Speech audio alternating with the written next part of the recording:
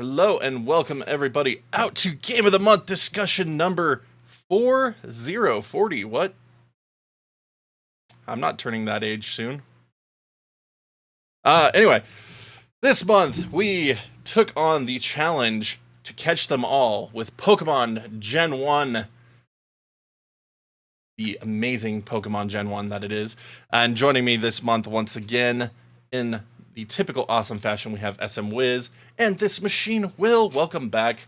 Good to see you both once again to talk about Pokemon Gen 1. And we are talking about Pokemon Gen 1. So red, blue, yellow, green, Stadium, and whatever the frick else you want to classify as Gen 1. I think KU Pikachu is a Gen 1 game personally. And there we go. Pokemon Snap. Can't forget that one.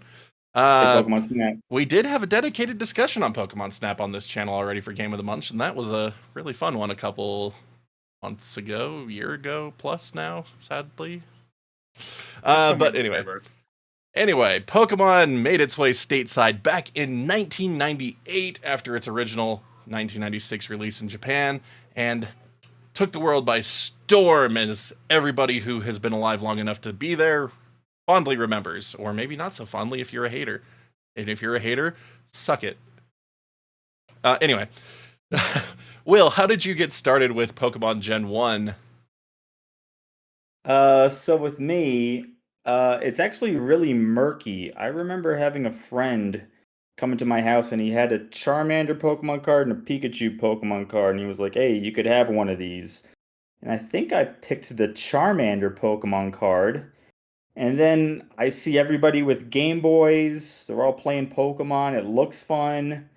And I think my older brother was more into it, more like, hey, I want to get into this. So one day my mom comes back with Pokemon Blue and Red and one Game Boy. So now we have to figure out That's who so gets nice. what version, and we have to wait for one of us to be done with it.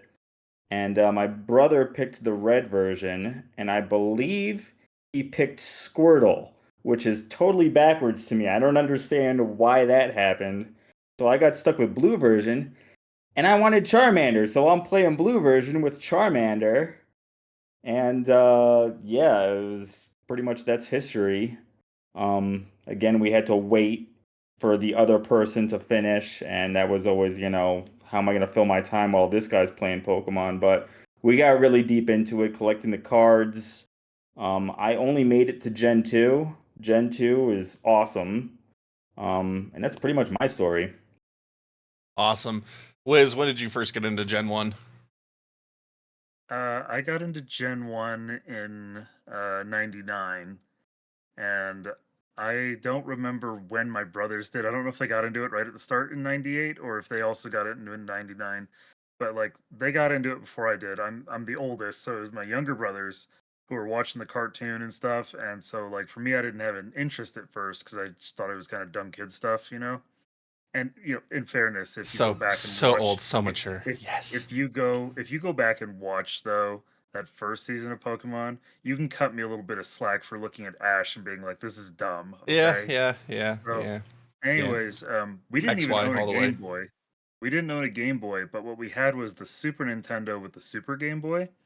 And at one point, my brother got Pokemon Red, and I still didn't give it much thought at that point. My other brother got Pokemon Blue, and just being in a communal area, eventually you see it on the TV while they're playing, and I was like, oh, actually this actually kind of looks kind of interesting, but there was only red and blue, so I didn't get into it for a while, and then yellow came out, and I'm like, dibs, I'm in. Nice. But yeah, got into the cards for a while, but yeah, never stopped with Pokemon. Been playing it all the way through today. Though if they didn't do their darndest with Gen 7 to get me to stop. Right? Yeah. Which games are Gen 7?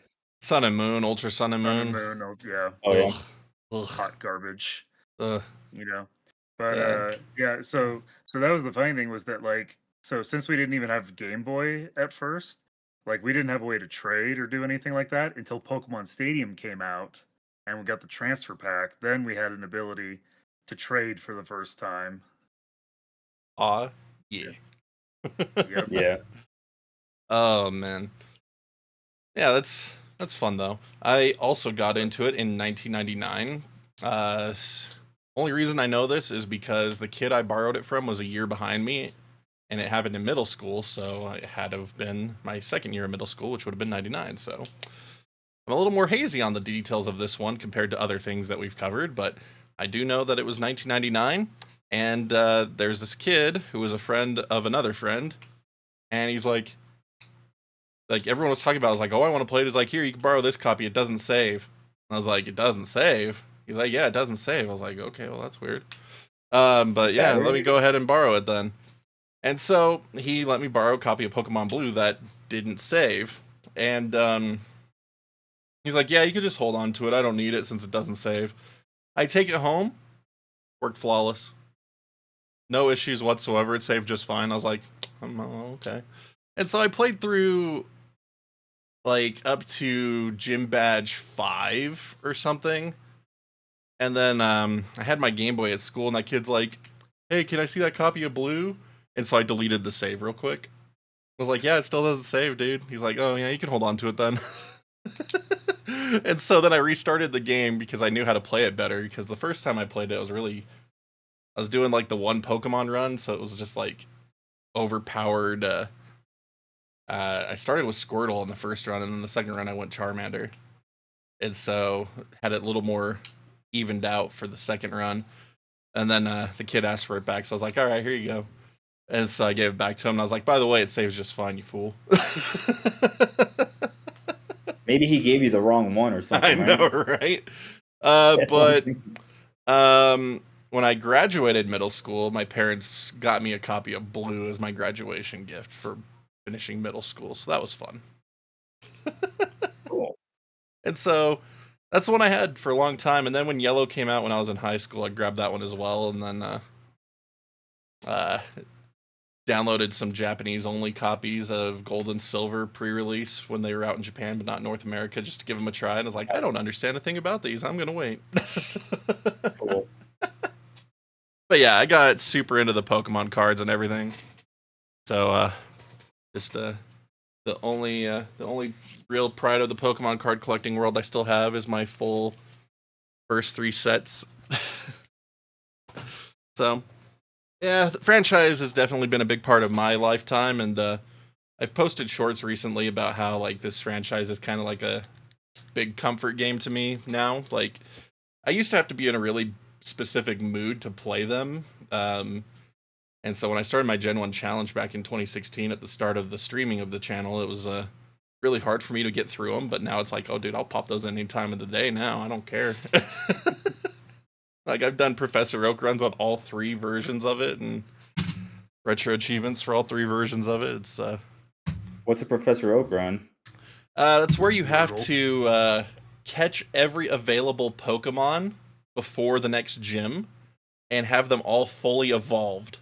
So you are fighting Brock with a Charizard, or a Venusaur, or a Blastoise, plus a Pidgeot, plus, if you're doing Yellow, a Primeape. So it is a hundreds of hours long challenge.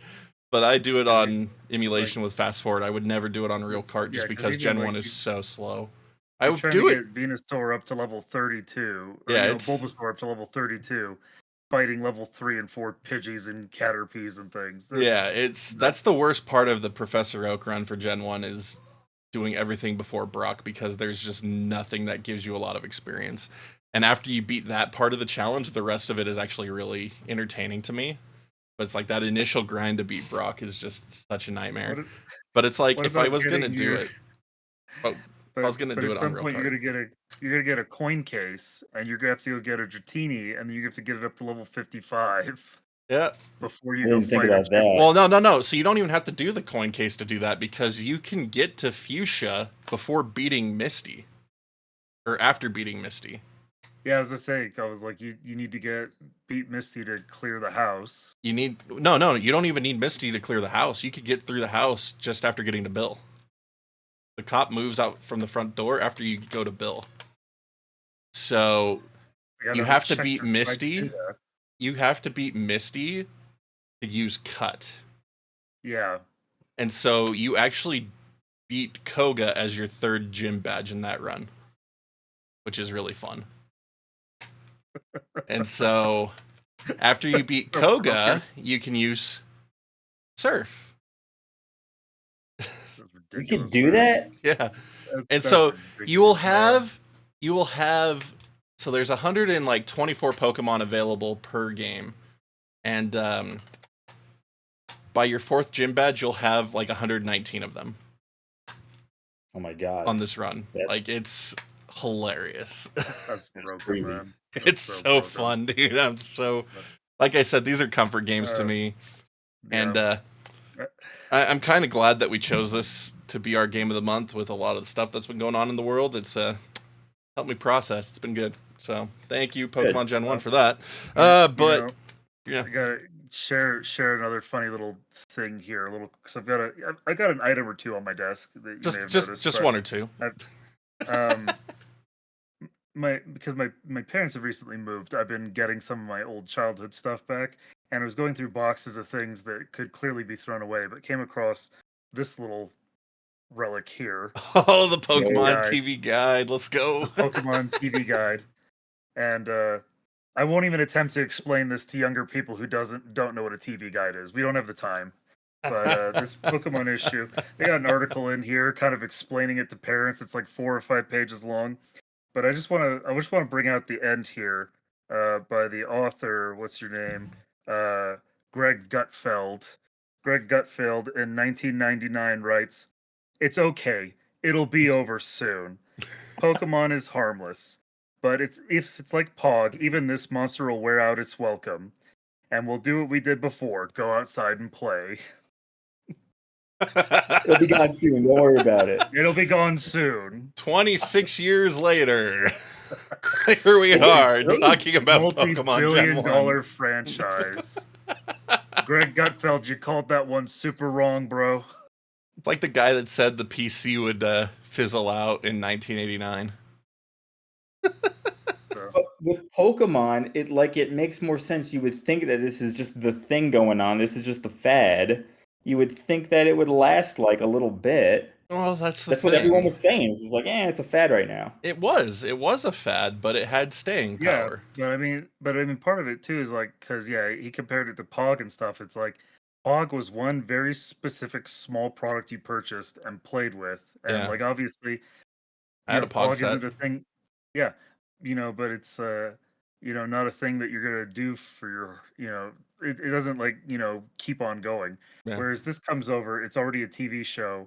It's already a book series. It's already a manga. It's already a video game. It's already got toys. Mm-hmm. Like, now, granted, that doesn't mean it's going to stay around, but it's definitely like not going to be as flash in the pan as Pog. Yeah, and that's the thing too. Like, this is the point in the world where internet wasn't as big of a thing. Not everybody had the internet yet, and so even people that did have the internet, like, you're not connected to the Japanese audience like you are today. And so it's like Pokemon was huge in Japan. Huge. And so it finally comes stateside and everyone's like, what the frick is this? And like, oh, this is so fun. And so it's like just second wind of it just going crazy. And yeah, like Wiz said, it's because like it started with the game, right? Like, I'm remembering history right. It started with the games. Yep. And they were able to take that popularity of the games and just expand it into an insane media franchise as well. And then, of course, the card game was introduced later, and that it just brought in a whole new audience on top of everyone that was already obsessed with it. And so, yeah, it's like it hit all of the right things at the right moments to become this insane phenomenon. And like, I remember watching the South Park episode about it and was thinking it was the funniest thing in the world for the Chin Pokemon. And like, it was fantastic. And I mean, love it or hate it how it is today, like, it's still here. Going on 30 years later from the Japanese release next year. 2026 for anyone that happens to come across this video in the future. And like, not many franchises can say they've lasted that long anymore. Like a lot of longtime franchises have died off.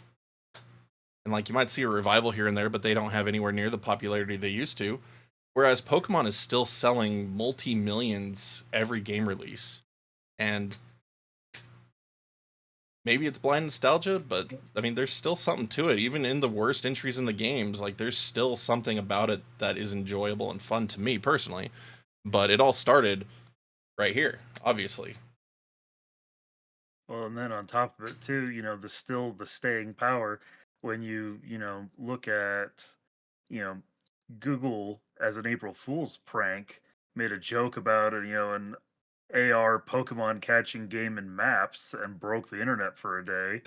And then, you know, everybody losing you their imagine? mind over this. And that's why we And got Pokemon and Go.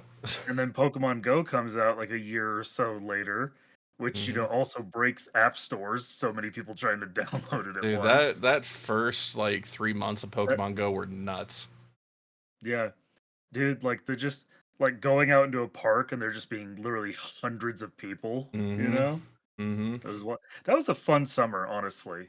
That was a That's really fun summer. that's the most But time I ever spent on a mobile app in my entire life, and it only lasted about a month for me.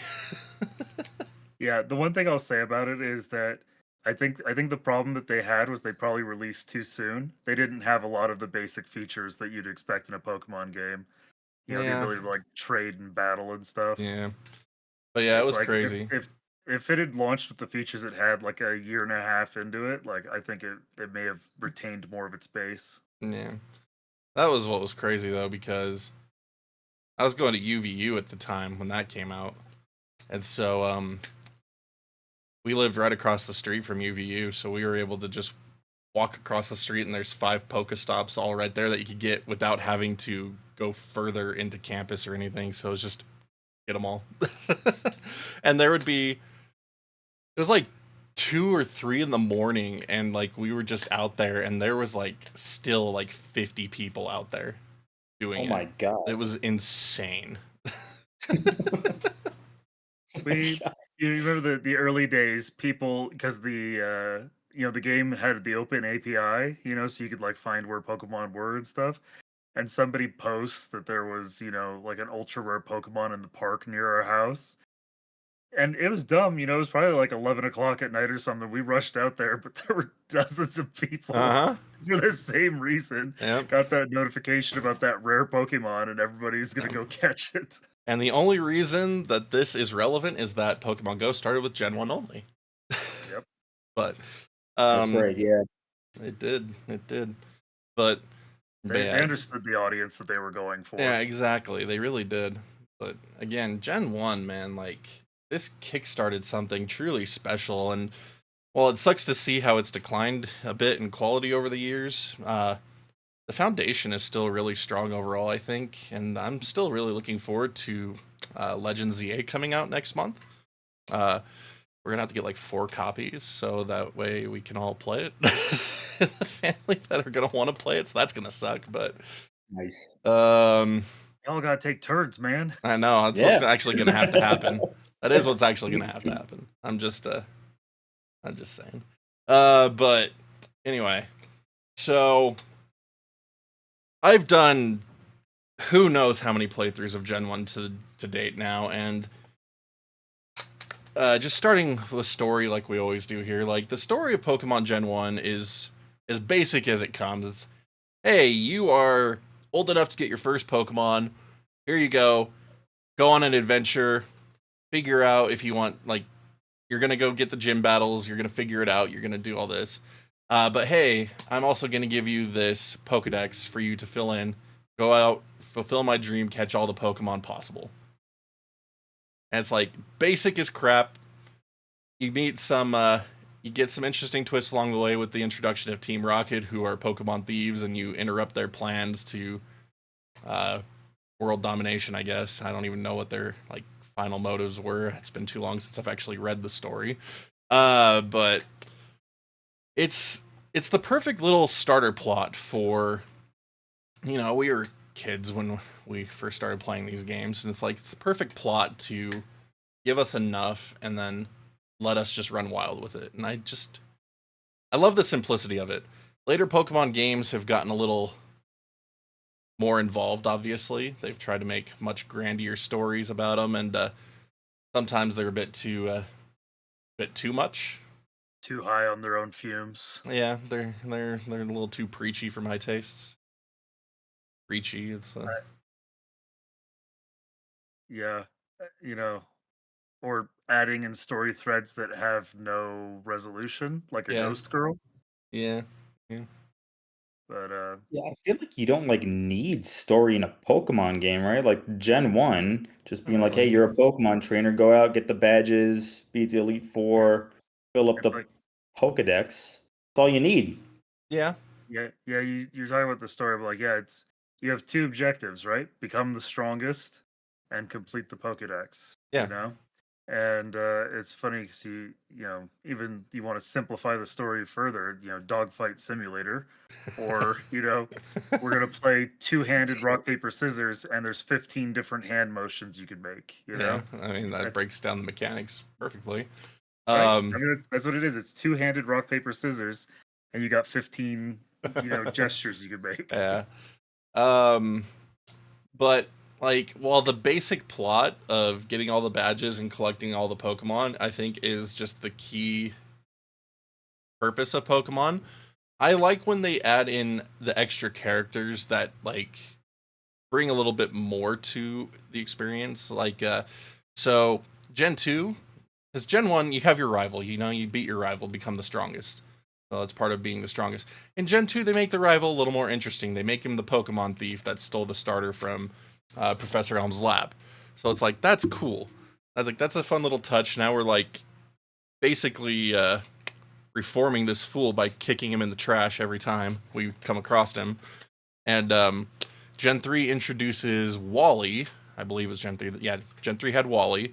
So, he just wants to be a strong Pokemon trainer as well, but he's kind of sickly, and so he's able to overcome physical ailments through Pokemon. So it's like just fun little characters along the way really add to it as well. That's kind of lacking in Gen 1. It's just the bare bones experience. Like, they have NPCs, but none that actually like grow with the game. If that makes sense. Like, your rival is just kind of a douchebag the entire game in Gen 1. Like, he never grows as a person. But that's what I makes also it want to so say satisfying to destroy him later. It's true. it's funny the 180 that Pokemon does. Like Gen 1, your rival like is the worst. He's just a bully. He sucks. He's bringing you down the whole time. And then when they remake Gen 1 in Pokemon Let's Go, your rival's like your best friend. Like he's there patting you like on the back the whole way, being like, hey, we could do this together. Yeah. I guess they just realized we shouldn't antagonize, these kids here. I I don't don't know. know. I think the world's become a worse place since we stopped doing that, right? Yeah. But you just gotta let the kid know that if you're mean to somebody, they might punch you in the teeth. Yeah, It's exactly. an important life lesson. Exactly. Then we would have a lot less keyboard warriors out like- here that don't know that their actions have consequences.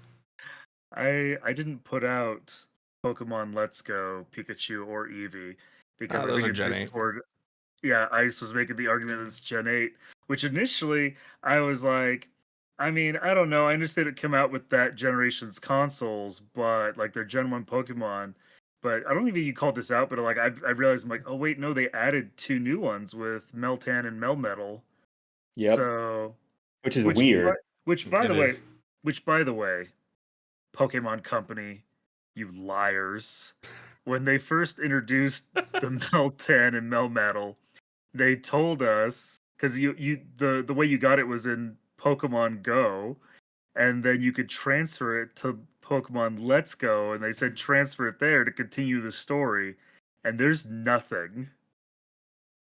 There's no plot, there's no thread line, there's nothing. You just have him. You just have him. Lame. Yeah, that's pretty lame. All right. So But anyways, back to the story. Back to the story. So I didn't put that out because Gen 8, but yeah, talking about that, like, I mean, it's I mean the Pokemon. That's just talking about the Pokemon franchise in general, right? It's changed narratively over 30 Yeah. years. Yeah. It's like and you get the they're not your rival anymore. They're your buddy. And now Yeah. with the most recent ones, spoiler alert for anyone who hasn't done the DLC in the last year that it's been available. But I haven't. finding a buddy thinks you betrayed him, becomes angry, and you're like, oh sweet, we're gonna get a jerk rival like Gen 1 again. And it's like, no, we have to save him. We have to reclaim our buddy. It's like, Yeah. okay, fine. Oh, And which it's game is that? It's for Scarlet and Violet's DLC. Mod Scarlet wife, and Violet in the Mod wife DLC, told me yeah. about the story of that. I haven't played it myself. We bought her the So- DLC. I wasn't gonna buy it twice. That- that's one where I'm like, it didn't click for me. I haven't figured out yet why. I actually only just finished it like 2 weeks ago because I put it off. It took me a long time to finish it because I got to Area 0 and then stopped playing.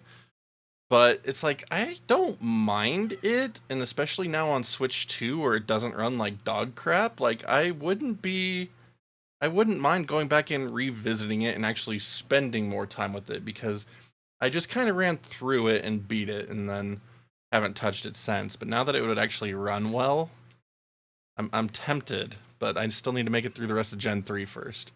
But again, going back to the story of Gen 1 here, so the Pokemon anime became as popular as the games, like it was huge. It's one of the first like mainstream anime in America, after like Dragon Ball and a couple of other ones. But Well, and depending on where you lived, it might have come out sooner. Like It's true. people may have gotten, like because for us locally, like Pokemon was playing on WB, which you could get with the Bunny Ears television. Yep. Whereas Dragon Ball Z was, like on Cartoon Network, Yeah, which you had to on have a cable. different paid subscription for. So yeah, it's true. But they adjusted elements of the game for Pokemon Yellow to introduce Jesse, James, and Meowth into the game to better match the anime, because more people were getting into the anime, and the games don't quite follow the anime, obviously. So they tried to bridge the gap a little bit by adding Jesse, James, and Meowth in at various points, and that was pretty fun. That was a fun little addition to the Pokemon Gen 1's bare bones story. It really doesn't necessarily add anything to the game experience, but it's like just a fun little nod to people that were more involved in the different media formats for Pokemon at the time. So I mean, that was really cool. And the fact that they were using it as a testing ground for some features that they wanted to introduce in Gen 2, like having a Pokemon follow you around. Unfortunately, that didn't get implemented in the actual Gen 2 games, but it did get implemented into the remakes of the Gen 2 games in Gen 4. So they were testing that kind of stuff with Yellow. Unfortunately, I don't like some of the degradations that Yellow has compared to Red and Blue. I call them degradations because there's actually far less wild Pokemon variety in Yellow. And the sprites used in Yellow are, I think, kind of ugly by comparison to the sprites in Red and Blue. And, I mean, we're talking about international Red and Blue. I mean, Japan, Green and Blue, or was it Red? No, Green and Red back in Japan. They had the initial versions of those, and then they re-released them with the international release as Red and Blue. And so... We know why they did that? They updated the sprites, game logic, fixed a bunch of bugs, things like that. But why not just make it red and green, right? Yeah. Yeah, I don't know, because too, when you look at the history of it, like initially you were going to have 3 versions of the game, red, blue, and green. Mm-hmm. And then it got pared back to 2 versions, which, like, as someone who loves Pokemon to death, it's like, oh man, I wish we had another game to play. But then also, like, could you imagine how absolutely obnoxious that would have been with all the trading, trying to get a complete Pokedex if there were 3 different games? It's still really annoying as it is. Yeah. Oh, no. Today, dude, it's free today. You do the free version of Pokemon Home and like put that on your phone and you just be like, I want this Mon. Who's gonna trade it to me? That's true. Even further back during development, I heard that they wanted one Pokemon game, but you could have like one of like 1,000 different seeds of like the Pokemon available to you. See, that would have been a lot better. Well, yeah, no, what they wanted was they wanted every single cartridge to be different and like have its own seed and stuff, but like that was too challenging and Yeah, technical limitations of the day. They couldn't do that. yeah. It's See, that would have really been cool though. so much better than what we got because red and I mean, blue until you're are some the kid who same saves game. up all his money and gets a garbage seed on your cartridge. Yeah, I mean that sucks. It would suck. Like it would. But I mean, red and blue are the same game. The save is actually interchangeable between both versions of the game. So if you have both games, you could play through one, get every single Pokemon possible on it, dump your save, and then write it to the other game, and then get all the other Pokemon that you don't have. And it's that works. That's funny. But again, like it wasn't until I did my Gen 1 challenge when I played through Yellow, I was like, wow, the Pokemon that are available in Yellow are just so pared back compared to Red and Blue that it's really obnoxious. Like the best thing about Yellow is that you get all three starters on top of See, Pikachu. that's what I was gonna say. Is like, and granted, I think it. You know what? It might come down to what you played first, right? Because I mean, I know a lot of people are like diehards for Red or Blue. Yellow is my first game, and I love it to death. Like for me, when I go back and play Red or Blue, the sprites on those look weird to me, and it's Dude, they're probably just because so much I more I detailed put though. my first play of this, I put almost 200 hours into this game, Nice. and we'll get into why I did that in a minute. But you know, at some point in this discussion, but so for me, those are these sprites, right? And when I play red and blue, I'm like, oh, these are weird looking, Yeah. But I mean, I got my Pikachu, which makes the Brock fight miserable. But then you get Charmander, Bulbasaur, Squirtle, so you don't have to trade for any of them or their Mm-hmm. evolutions. Which, That's the nice like, part when you're about it. doing red and blue, like you got to coordinate, right? You got to find a friend and be like, Mm-hmm. I'm picking Charmander, you picking Squirtle. It's like we're gonna trade and trade back, and then when you evolve, don't evolve him that second time. We gotta trade and trade back again. Like it's a whole thing, man. See, So, we lucked out. There's a person that we started new games, and so um we had a spare cart, and so we would load it up and give ourselves each of the starters at the beginning of the game.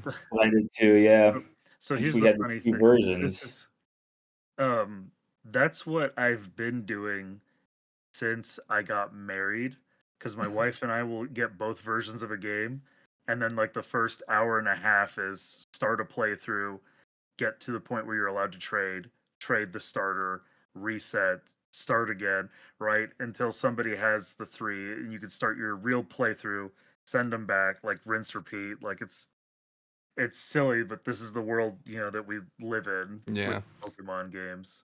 But for Gen 1, and like I said, for us personally, we didn't have a Game Boy at all. We were doing Super Game Boy, so we couldn't even trade to begin with. Yeah. And I mean, that's the that's the fun thing about Pokemon though was the trading aspect of it. Like even if a Pokemon was available in your game, you didn't necessarily know how to, or where to get it even through the Pokédex sometimes. And Yep. so like trading just for random things you hadn't seen yet was really cool. And I lived in the middle of nowhere, so when I'd go over to a friend's house who lived in the town and like on a neighborhood block with all their for like all their street friends and all that, it's like, dude, yeah, let's trade. And so I got a Aerodactyl named Pussy one time from a friend's neighbor, and I was like, oh geez, thanks for nicknaming it that.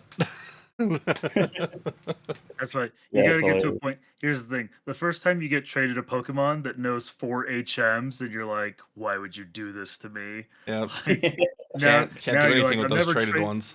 It's like I'm never.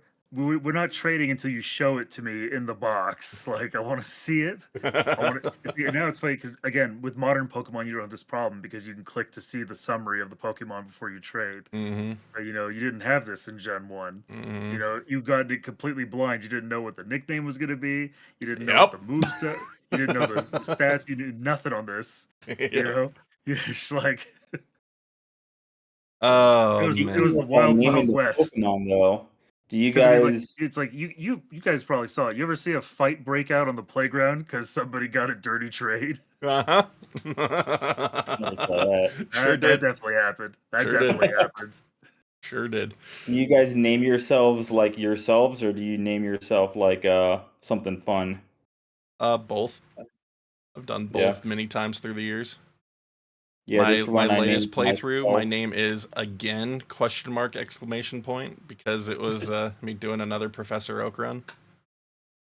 So when I'm doing my real playthroughs, I name it after myself.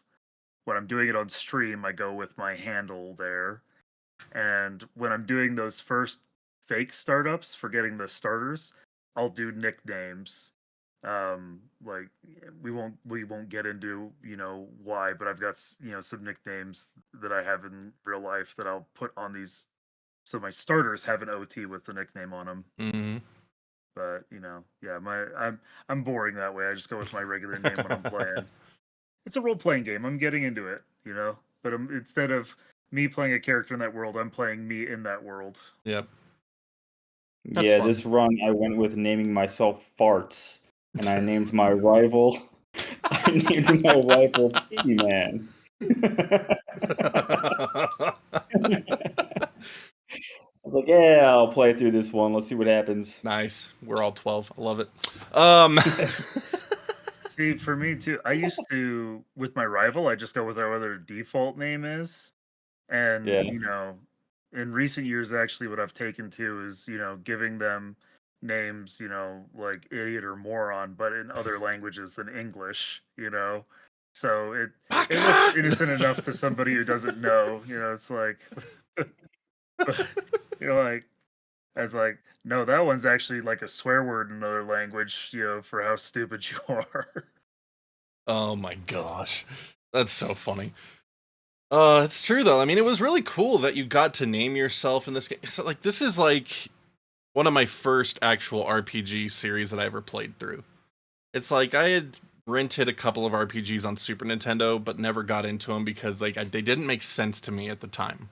Like I wasn't into that stuff. Like I was the side-scrolling beat 'em up / Star Fox player from the Super Nintendo days. So like Pokemon was like my first real RPG that I actually got into, completed, and I've expanded from there as best I can. I'm still not the biggest RPG player just because I need to have the mind space for it, but like Pokemon really introduced me to RPG mechanics and stuff like this, and the catching mechanic is key to that for me personally. Like it was just the best. Like, oh my gosh, look at that thing. I want it. Let's catch that. And then you'll raise it up as best you can in Gen 1. Gen 1's pretty crazy in that regard. Since you don't have any of the niceties of later games where you can refight people to train faster. So very limited number of trainers you can actually fight. Can't redo the gym battles. So a lot of the times, if you're trying to get a Pokemon level 100, you're just grinding the Elite Four over and over and over and over again because that's the only way you can refight trainers who give you the bit more experience. But this game did have an experience share, but it gave it to every Pokemon in the party. But it gave the just felt like Pokemon you're making no progress. Yeah, it's so the way it's split was so bad. Because it's like the Pokemon that's in the battle gets half the experience, and then the other half of the experience is split among all 6 of your party if you have 6 in your party. And so it's like, ugh. Yeah, that's weird. Bad. It's bad. And then obviously they came out with the dedicated experience share later that you just equip to a Pokemon and he gets half, the one that's in battle gets half, And so, but like talking about more further gameplay mechanics. So, like Wiz said, this is a rock paper scissors type game mechanics. You have your Pokemon's type and then the moves type, and so the move type being good against the other Pokemon's type is going to result in more damage. If it's resistant to it, it does less damage, or normal damage if it's neither. So it's got that simple gameplay loop to it, which is really nice. And then all of your Pokemon have stats, and each Pokemon has different stats. Like, you catch any Pokemon, they're all going to have different stats.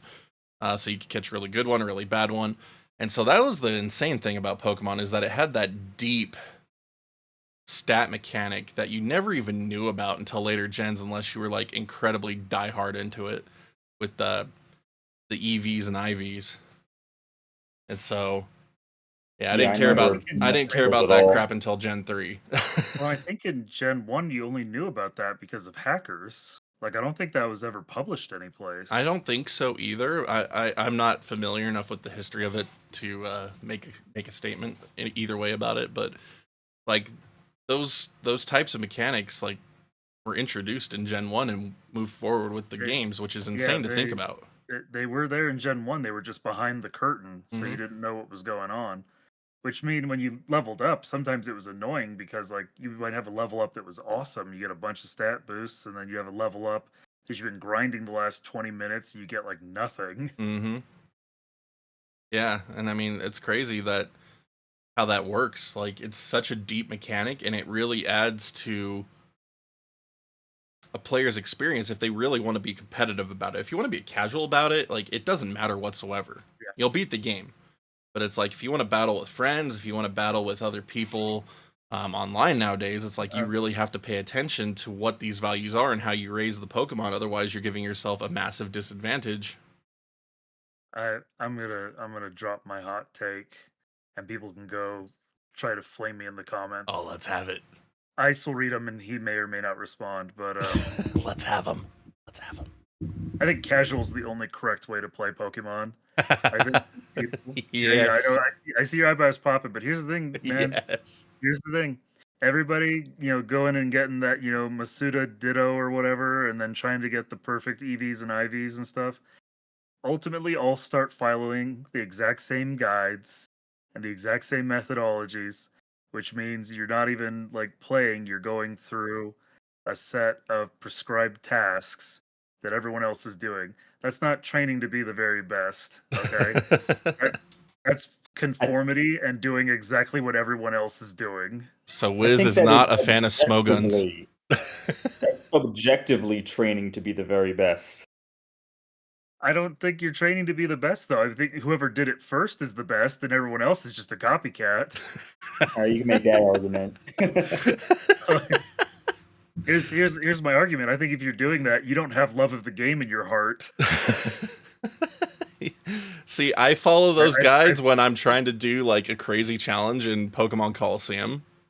see, and yeah, like because like I understand like there's some of those one-offs like which oh man you mentioned Coliseum and like the acid starts rising on that 100 level challenge to get the ho-oh. Mm-hmm. And see That now was we're in rough. Gen now we're in Gen 3 discussion, but I'm like, Yeah, we already oh did Gen 3 discussion on this Game of the yeah, Month podcast as well. You can check yeah, that out in the playlist in the description. Haha. gosh. That 100 battle challenge is awful. Yeah, it But was. yeah.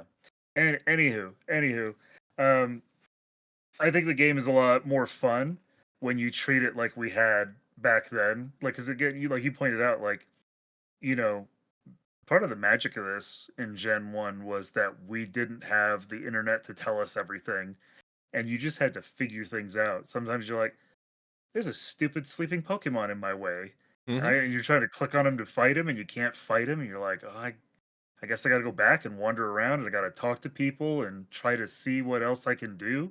Like, oh, there's a plant in my way and I can't cut it. I guess I'll head south out of Cerulean. I thought I was supposed to go east, It's like Mm-hmm. there there was something special about not having all the answers and not having all the knowledge and just being on a journey of discovery and exploration that I feel like we've missed out on in the modern era, that we just don't get that same like sense of, this like, oh, look what I found, look what I figured out. Yeah. But I mean, at the same time, if it wasn't for other people at school, I never would have figured out how to ever get into Saffron City.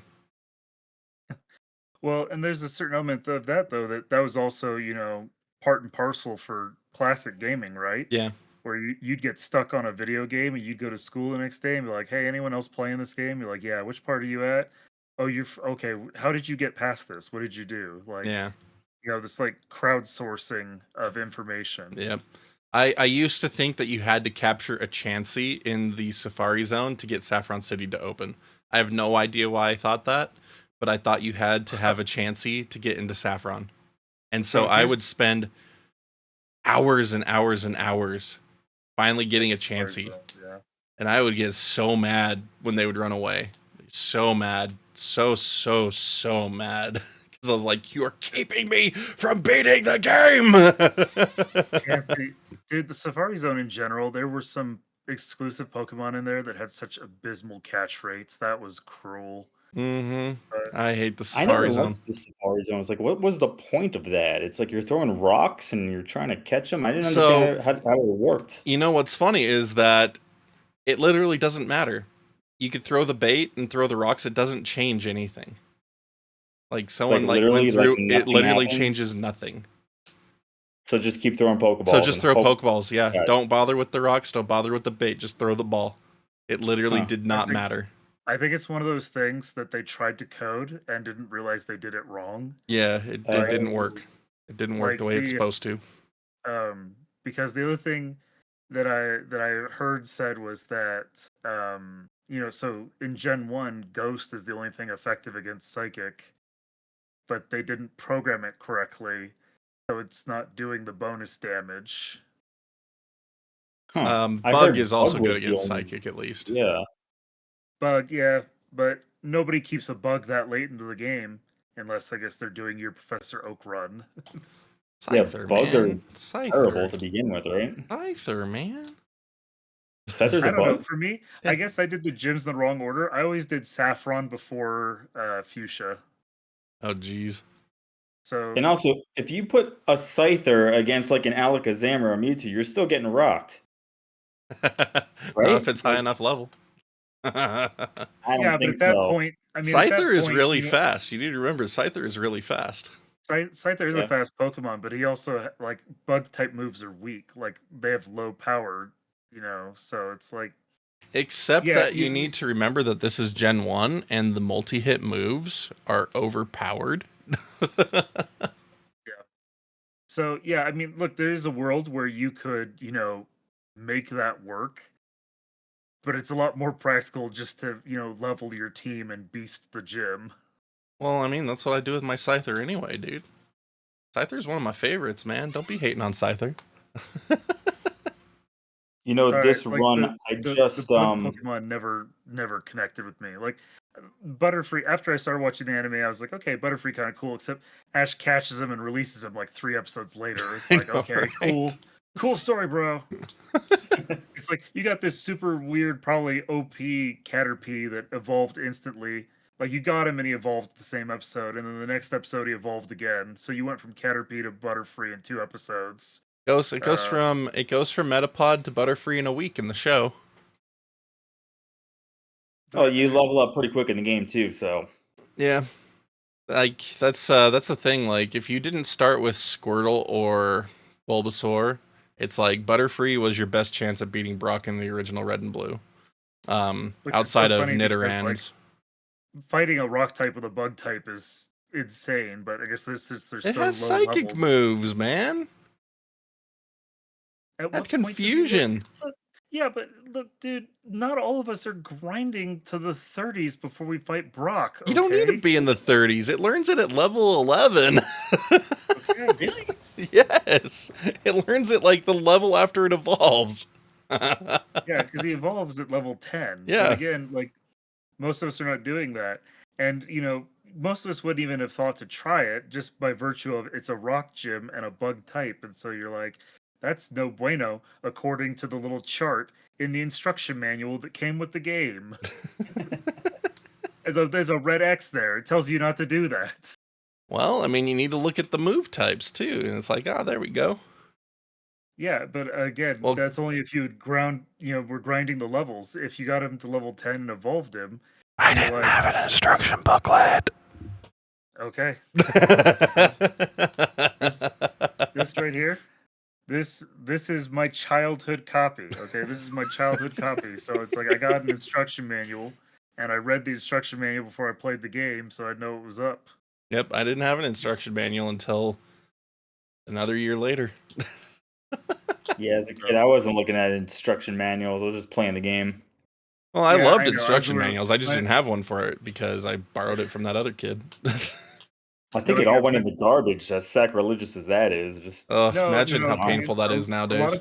A lot of people I are like know. that. Like my brothers too. Like, I have their instruction manuals because they're like, get this garbage out of my face. I want to play the game, Mm-hmm. Yeah.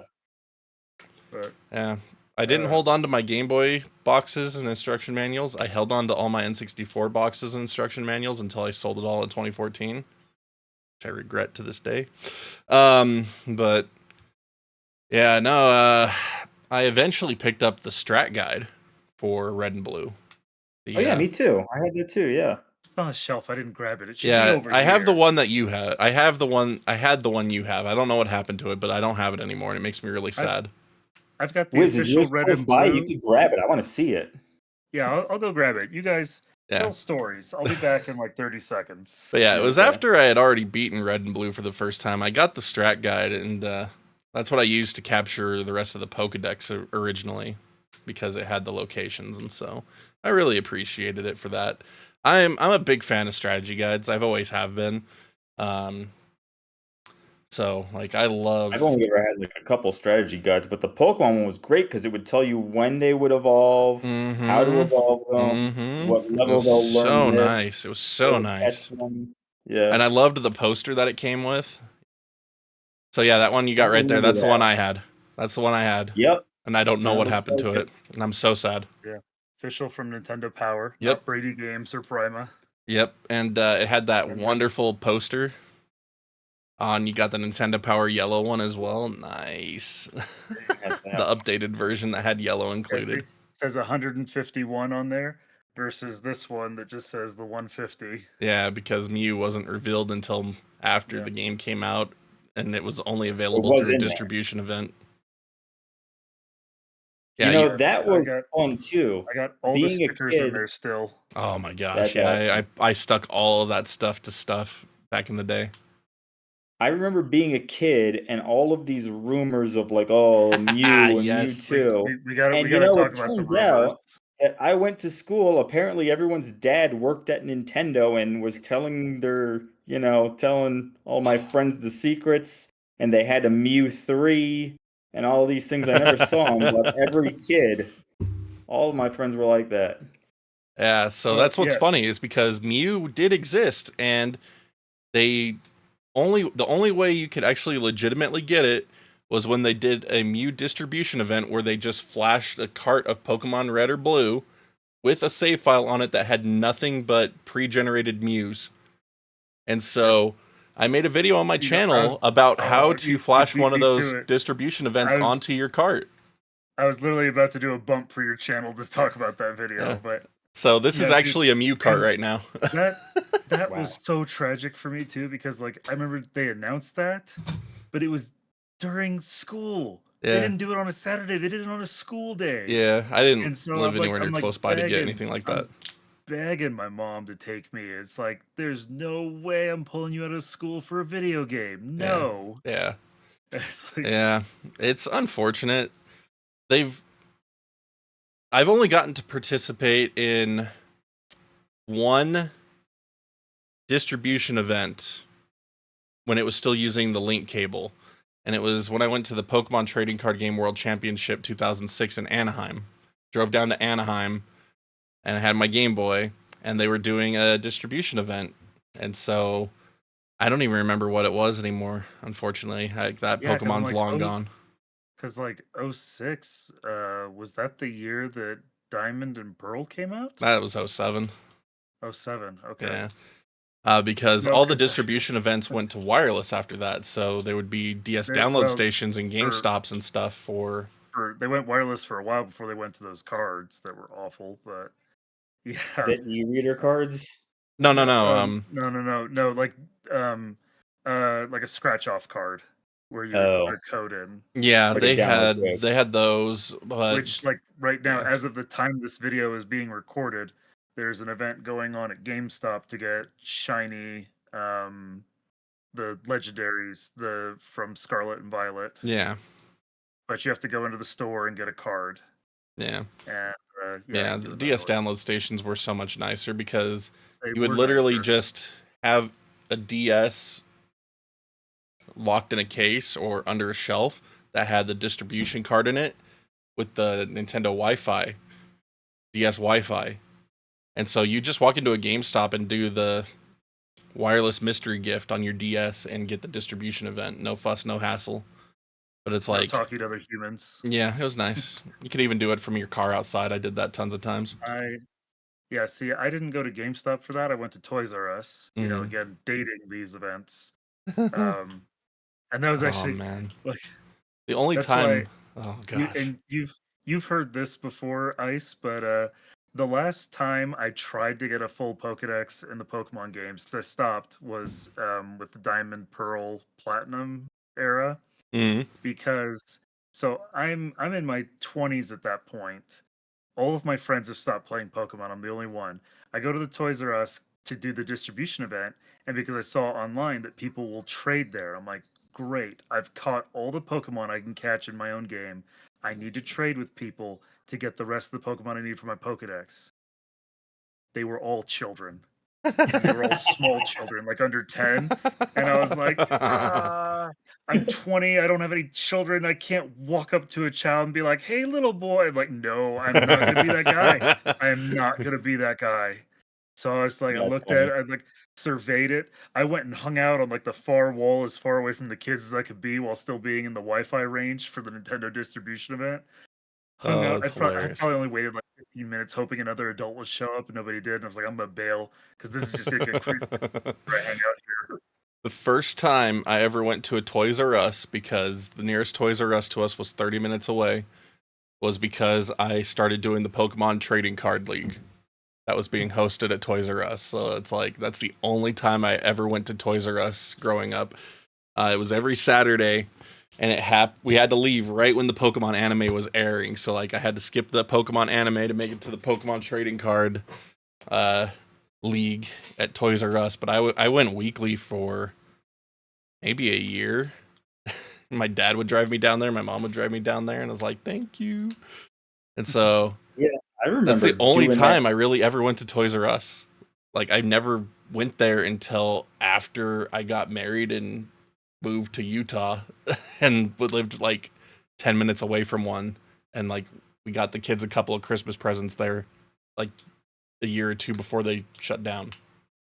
So like, I don't have Yeah, nostalgia for Toys R Us outside of they Pokemon gave you cards. like a little booklet or something, right? And they would give you a stamp for if you like did something, Yeah, and then they would give you like a pin, like you got the badge. you got the Yeah, badge. you got the badges, and they would give you promo cards for doing stuff. You could challenge the the person that ran the because it was all you would sign up to start a chapter essentially for it, and so then if you were an official chapter, Nintendo would send out promos and the badges and all this stuff, and so you would play against other players, and if you'd get a win, you'd get a stamp, and if you got a certain amount of wins, then you'd get like a promo card or something, and then you could challenge their gym leaders to get one of the gym leader badges. And I think I got one. I Yeah, don't know what happened to it, but I think I got my one. Toys R Us did not care. They were taking books. I don't remember doing anything. They would take the book and they would just kind of like make a line to it, being like, "All right, you did all this. Here's like all the badges," and we just got all the badges. Oh man. They did Yeah. not care. Yeah, the one I went to was pretty legit. I enjoyed it. I tried to Cool. sign up to be one of Step away the for another second. I'll be right back. I You tried to guys sign keep up to be going. one of the card professors good. once upon a time. Yeah. I mean, I was in elementary school, so I was like a little kid drinking milk and wearing diapers and stuff. So everything was just, over my head. Yeah. I wasn't that serious at all. Yeah, it was after I went to the event in 2006. I was like, that was super fun. I wonder if I could sign up to be one of the officiators for that. And I signed up for it, but never heard anything back. And then I never tried again, which is kind of lame. I should have done that. Oh, yeah. Did you get That's that one from cool. GTX? No, this was online someplace. You can get these anywhere. Yeah, I got the my, Gen 2 ones from GTX. my wife surprised me with this for like Christmas or birthday years ago. Nice. Very cool. Yeah, I got the Gen 2 ones up in a shelf somewhere. Nice. But yeah, so I wanted to circle or touch back. You guys mentioned before like rumors or thinking about things, right? Thinking about Mew 3 thinking about needing a chance to enter Saffron. That's one of the other things that this game entered like the zeitgeist. It's there were so many rumors on the playground and so many like trying to debunk or people being like, no, man, it's real, I swear. Gotta And use strength on the car in the SS Ann's port to get Mew. Why is the truck there? Why is it there? You can't see it in like unless you surf. Why is it there? And you can't it's the game's go back into that area unless you faint out of the SS Ann after getting cut. Yeah. Why is it there? Do we know why? It's just random, dude. It's just there. It's probably an element that they planned on doing something with and then abandoned and didn't delete the assets. Yeah, he might have been able to go in there and catch a Pokemon or something in the water. There are times where you comment out code instead of deleting it just because it's safer. But it's so weird. There's no trucks anywhere else in the game, right? It's just right there and it's off screen. It's true. It's bizarre. Yeah, again, it was probably an asset they planned on using and didn't. But yeah, that's the reason I mentioned I put almost 200 hours into this game because there was a rumor that if you beat the Elite Four 100 times, that you could get into Bill's backyard, and Bill's backyard had the starters and had legendaries that you could just water the grass and catch them. So yeah, you talked about grinding the Elite Four to get your team to level 100. Yeah, do that and then keep playing because you got to beat the Elite Four 100 times. Yeah, remember that one. And let me tell you, spoiler alert, internet, it doesn't do anything. You don't get into Bill's backyard. You know what's fun about Yellow though? It has a very easy glitch to make Mew spawn in it. Right there on Nugget Bridge, so you can have a Mew. I've never actually tried it myself, but I've seen the videos. I did it on the Virtual Console release of Yellow. Nice. On the 3DS when that came out, I was like, I'm gonna get me a Mew, then I can transfer it to Pokemon Bank. So there was another rumor that the Pallet Town, the grass that you can't get to on the sides, that those were filled with Mews. And I think people have hacked the game. Walk through walls. What happens? Yeah, there's Game Shark codes for walk through wall. Oh yeah. Yeah.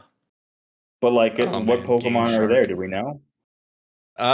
If you're lucky if it doesn't crash the game. Yeah. But it would just be I think it was the same as when you use Surf to go south of Pallet Town, there's the grass right here. So I think it's the same as that with like the Tangela and stuff. But oh man, we could spend like another 5 hours talking about Game Shark codes for this game. That was so fun. I got a Game Shark finally, and oh man, doing a playthrough of being able to re-challenge the gym leaders to get your experience up so much faster. It was insane. Like I talk about how I do the Professor Oak runs now, but it's like back then with the Game Shark, it's like I could be at level 40 going into Misty just from refighting Brock over and over and over again. It was nuts. And then you could do the cheat codes to steal other opponents' Pokemon and be Team Rocket. That was super fun. I stole Brock's Onix, Misty Starmie. Yeah, I've never done any of that though. Again, this is more in the Gen 3 world, but there's a ROM hack for Pokemon Fire Red called Rocket Red, where you play as a Team Rocket grunt and you work your way up the org. It's pretty funny. Yeah, I want to play that one. The narrative, like whoever worked on this game sat down and wrote an entire lore for the background of the Pokemon world. And it's hilarious and fascinating. That's so fun. Yeah. But yeah, man, what else was I gonna say? Like, it's just there was so much going on. Like, this game just like permeated everything, and the way it shows up in pop culture is funny too. Like, either you fans of Community? Haven't seen it. Yeah, not really. Well, they have one episode, and I won't get into the why or the how of it, but basically they go into like a VR world, like a VR game. And at one point, one of the guys figures out how to open up the debug menu, and he's scrolling through this list of like thousands of options, and you can't read any of it. It's just scrolling too fast. Fans, of course, have like freeze framed it and stuff, and like one block of the text has the instructions for the missing no glitch in red and blue. You know? I was gonna bring up MagnusZilla Yep. because Yeah. that was the beginning of, you hear all these crazy rumors, none of which are true.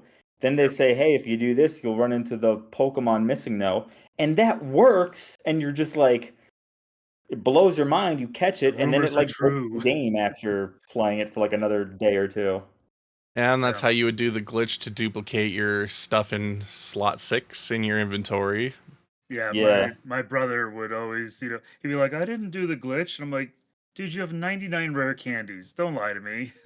It Yeah, doesn't you even could say get like 99, 8 it's in like a a normal minuscule playthrough or number. something. Yeah. Oh, Yeah. man. But yeah, that goes into the mechanics of the game too. Is just like you had the backpack that you could hold like 20 items in. It's really small and it sucks compared to later games.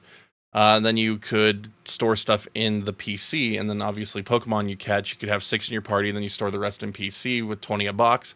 And so it was cool that there was such good inventory management for the game for what it was at the time. And then just the fact that you could train Pokemon with TMs to learn new moves, the HMs I thought were interesting, even if they are worthless for a lot of them. But like Surf and Strength are powerful, so I liked them. But like yeah, Surf that first Fly. playthrough when you first played the game, you didn't know that the like cut was so bad. Flash did nothing, and it's like, oh, I'm gonna throw that on my Pikachu. It's like, oh crap. Yeah. You can't delete them until you go to a move deleter. Yep, my first play, I put cut on Charizard and flash on Pikachu, and it's like regret. Uh-huh. Yeah. Mm-hmm. Yeah, this run through I went through, I actually got my Charmander, and I only used Charmander the whole way. I didn't use any other Pokemon, so I just had Charmander, which became Charizard pretty quick, and then I just had an HM Mule for everything else. Mm-hmm. Yeah. It's what Nice. well, this is what Bellsprout. Bellsprout's a good HM mule with cut. Krabby's actually the best one because Krabby could do like Oh yeah, 3 of Krabby them or should be able to do a lot. something. The amount of Yeah. Pokemon that can learn Flash is kind of insane. But I mean, Yeah. it's nice because they force you to use it. You know, They do.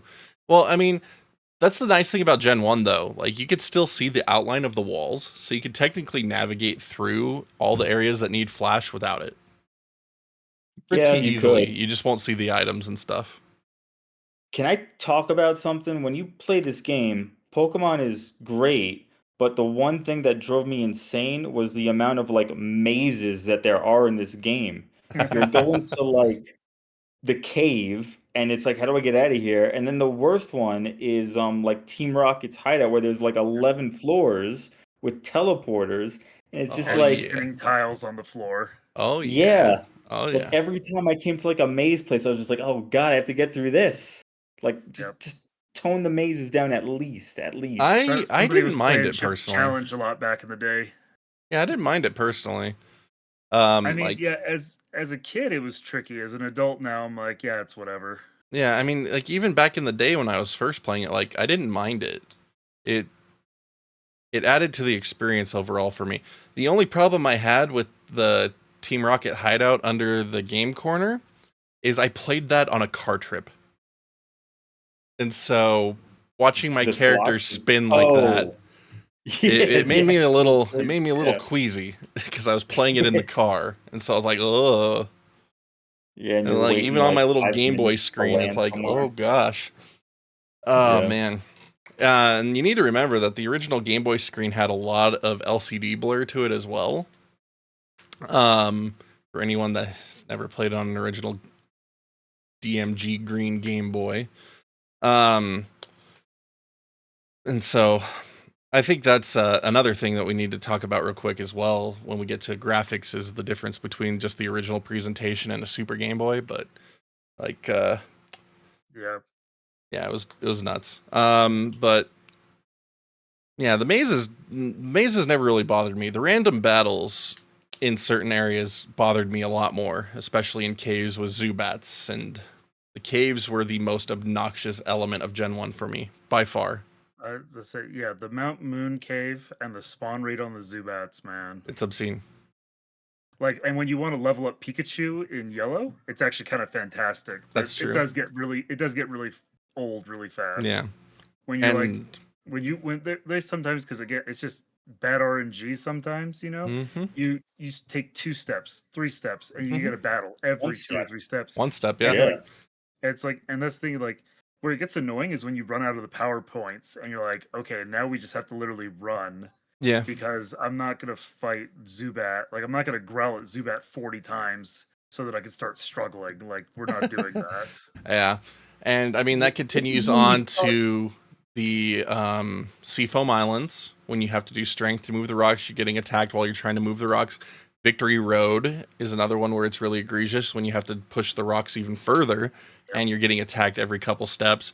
And then the Unknown Labyrinth, where you get Mewtwo, where you're fighting super high level Pokemon instead of lower level Pokemon that you're used to, and it's still crazy random battles while you're trying to figure out the puzzle.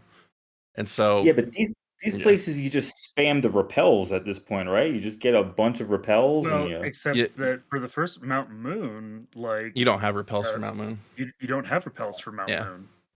but And the the other rest, thing is that yes. even if they had them in the store in pewter, like you don't have any money at that point in the game. So Yeah.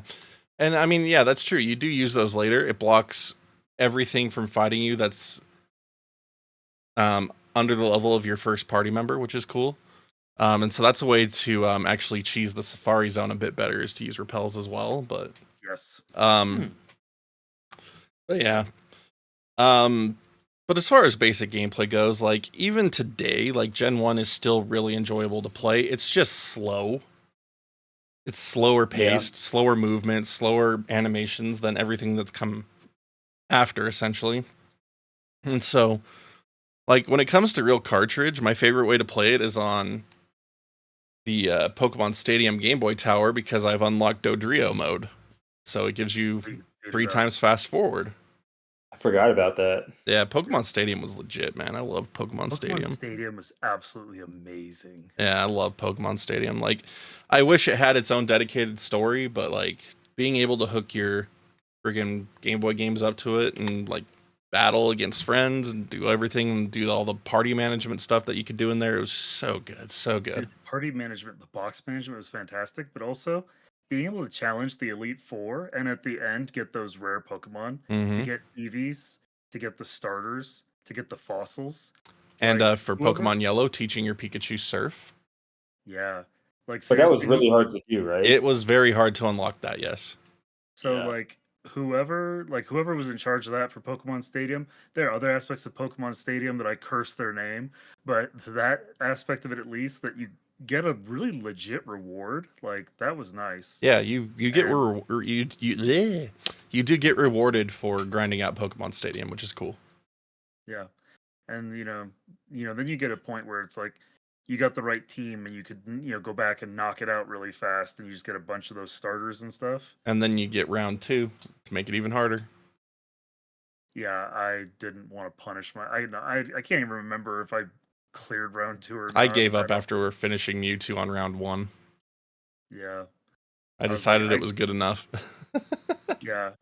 I can't remember, honestly, which probably means I didn't do it, but it might have meant that I didn't even try. I might have just been like, nah, I'm happy with what I got. Yeah. And I mean, that was the cool thing too, like being able to just see these Pokemon that you had been Battle. training for so long in 3D like that on the N64 era was like so cool. Like it was such a big deal. It was Like, amazing. It was So you plug your pack in and it's like Mhm. you've done all the grinding to get your Pokemon to level 100, and now you get to see them in 3D and you get to see what the moves look like. Yeah, and it was It's, cool, and the announcer like- was fun. The announcer was fun, Mhm. but, Mini like, games. oh dude, the mini games were hilarious. Dude, man. I mini love the games are mini-games. so good. I'll load those up with the And- kids and play them. I was showing those to my daughter recently. I was like, look what's included here, on the Switch. Go over to this NSO app and Mm-hmm. watch Clefairy get bonked on the head with a hammer. Yep. Bunch of times. Oh Yeah. man, it's so fun. Gen 1, man. Like if you weren't around for that, like there's just no matter what we say or do, and like sensationalize it. Like, it sounds like we're sensationalizing it, but it's like, no, this was legit how it was for a lot of us. Yeah. It was like everything. I remember going to the movies. You guys remember going to the movies and you would get like the card. You'd get like the Ancient Mew card. Ancient Mew, the Dragonite, the Mewtwo, the That's what I Mew, said. Like it really entered the cultural, zeitgeist. the Like it just Pikachu. Yeah. like this is the thing. Like even people like you didn't even have to like be into Pokemon to at least have picked up a few terms or heard some Yeah, things. Like it was just everywhere. It was in the newspapers. everywhere. It was everywhere. Yeah, I remember. There was a cereal. Do you remember the cereal? I remember eating the cereal. I remember seeing it and wanting it and not getting it. Yeah, I never got the cereal. But yeah, I didn't actually go see one of the Pokemon movies in theaters until 3. Really? But I got them on VHS originally, so I got the promo cards from the VHS ones. Cool. We saw the first one, and we didn't see any of the others in theaters. Those, just whenever they came to TV. Yeah. 3 was the only one I saw in theaters. I saw the second one in theaters, but I don't really remember anything about it. I just remember like Lugia was like the big hook. I don't remember what happens. All the birds get captured, so Lugia appears, and all the birds are angry about everything and try to kill everybody. Essentially, yeah. Angry birds. The Mewtwo one is the classic one though, where like it ties in with the anime going on, and then like yeah, that one was, and then Ash gets turned into stone, and everyone's like crying. That's because, what's like, hilarious oh my God, is in the Japanese version, he doesn't turn into stone; he's just dead. Yeah. They changed him gray for the North American release. That's way more traumatizing because I even remember being in the theaters being like, "Oh my God, this is so scary." Yeah. It's funny. It's funny looking up the changes for the movies when they brought them to North America, because like for Pokemon 4, the Celebi one, they added in a couple of extra little like 2-second moments just to like try to add further clarification that yes, Professor Oak literally traveled in time and he knows this is what Ash is about to experience. It's like, I wonder if I should have told him. It's like, what? There was a Pokemon musical also. Like you Was could there? go and see this musical. Yeah. Oh my Funny gosh. story. When I was a kid, I had either a cassette or a CD. I forget what it was, but it had like these Pokemon songs. Oh, that's fun. The first one being like the theme song, and then the rest were just like Pokemon songs. And then I realized that there was a Pokemon musical, and the CD that I had was just the songs from the musical. Interesting. Because I'm watching the musical, I was like, I remember that song. That's interesting. Yeah, I didn't know about that. Yeah, Hey, look at that. Is that it? Is that what I'm talking about? Maybe, I don't know. It's an import from Japan. Yeah, it might be. That's hilarious. Oh man. But yeah, there's Pokemon everything. Yeah, Pokemon was just everywhere. It was pinnacle culture at the time. Like, it's insane. That's what I'm saying. Like, you would think that by now it would be like a niche thing that people are nostalgic for, but it's still huge. It's still huge. So, I mean, it is still huge, but you also, I think you have these kind of camps, because you have people who got into it in Gen 1 and kept going, and you have people who got into it whenever they were age appropriate because they came, they're younger. Then you have our, what we call the oneers, the Gen 1 only people. Because you have some people who got into Gen 1, but then when Gold and Silver came out, for some reason this upset them, and they tapped out. They're like, I'm done. Yeah.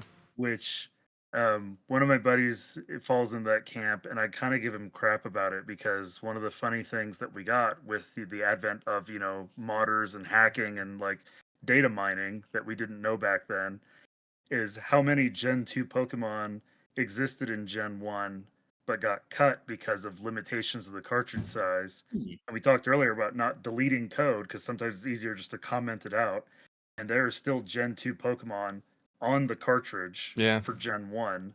Yeah. They're just locked away in there. Yep. That's what MissingNo is. Like MissingNo is a partial one. I think Stantler's on there. There's a few Gen 2 Pokemon that are like there on the cartridge that data miners have, been able to look at. That's And cool. then just a fun little tidbit for anyone that was unaware. Rhydon is the first Pokemon that was ever designed. Yep. Wait, which one? Rhydon. Right on. Yeah. That's why Very first one. the sprites The for certain sprite. Pokemon, like in your menu, look like Rhydon. That was the first one ever Oh, designed. that makes sense. But yeah, it's lots of changes that got made to the game, not because so much what they wanted to do with it, but just like limitations of the hardware at the time. Well, that's what's But funny about it too, because it's like Gen 2 came out on the same system. It was Game Boy. yes, this is Game you Boy know what Color, right? It was Game Boy, I Game Boy Color. yeah. It So was like Crystal cross-gen was color compatible. only, but yeah. This is one of those things like where I I had some gripes with how Satoru Iwata ran the business after he became president of Nintendo, but I got to give the man mad props for the coding skills. Being Gen able to 2. like basically, you know, double the efficiency of the, compiling for, silver and gold. Yeah, Yeah. because like that was the insane thing about Gen 2 is that it had all of the freaking Kanto map in it from Gen 1 and all the gym leaders Yeah. and a whole like the story continued on into it. Like that was nuts. That is Yeah, probably I one of don't. I haven't ever sat down to make an official list, but I imagine that would probably be one of my top 5 hype moments in gaming because they didn't tell us that before the game No, came they out. didn't. I was They gonna Like say didn't. that wasn't you advertised. no, it wasn't advertised. You just played Gen 2 and you're like, "Yeah, okay, here we are. Catch 100 new Pokemon, get 8 new badges, take on the Elite 4."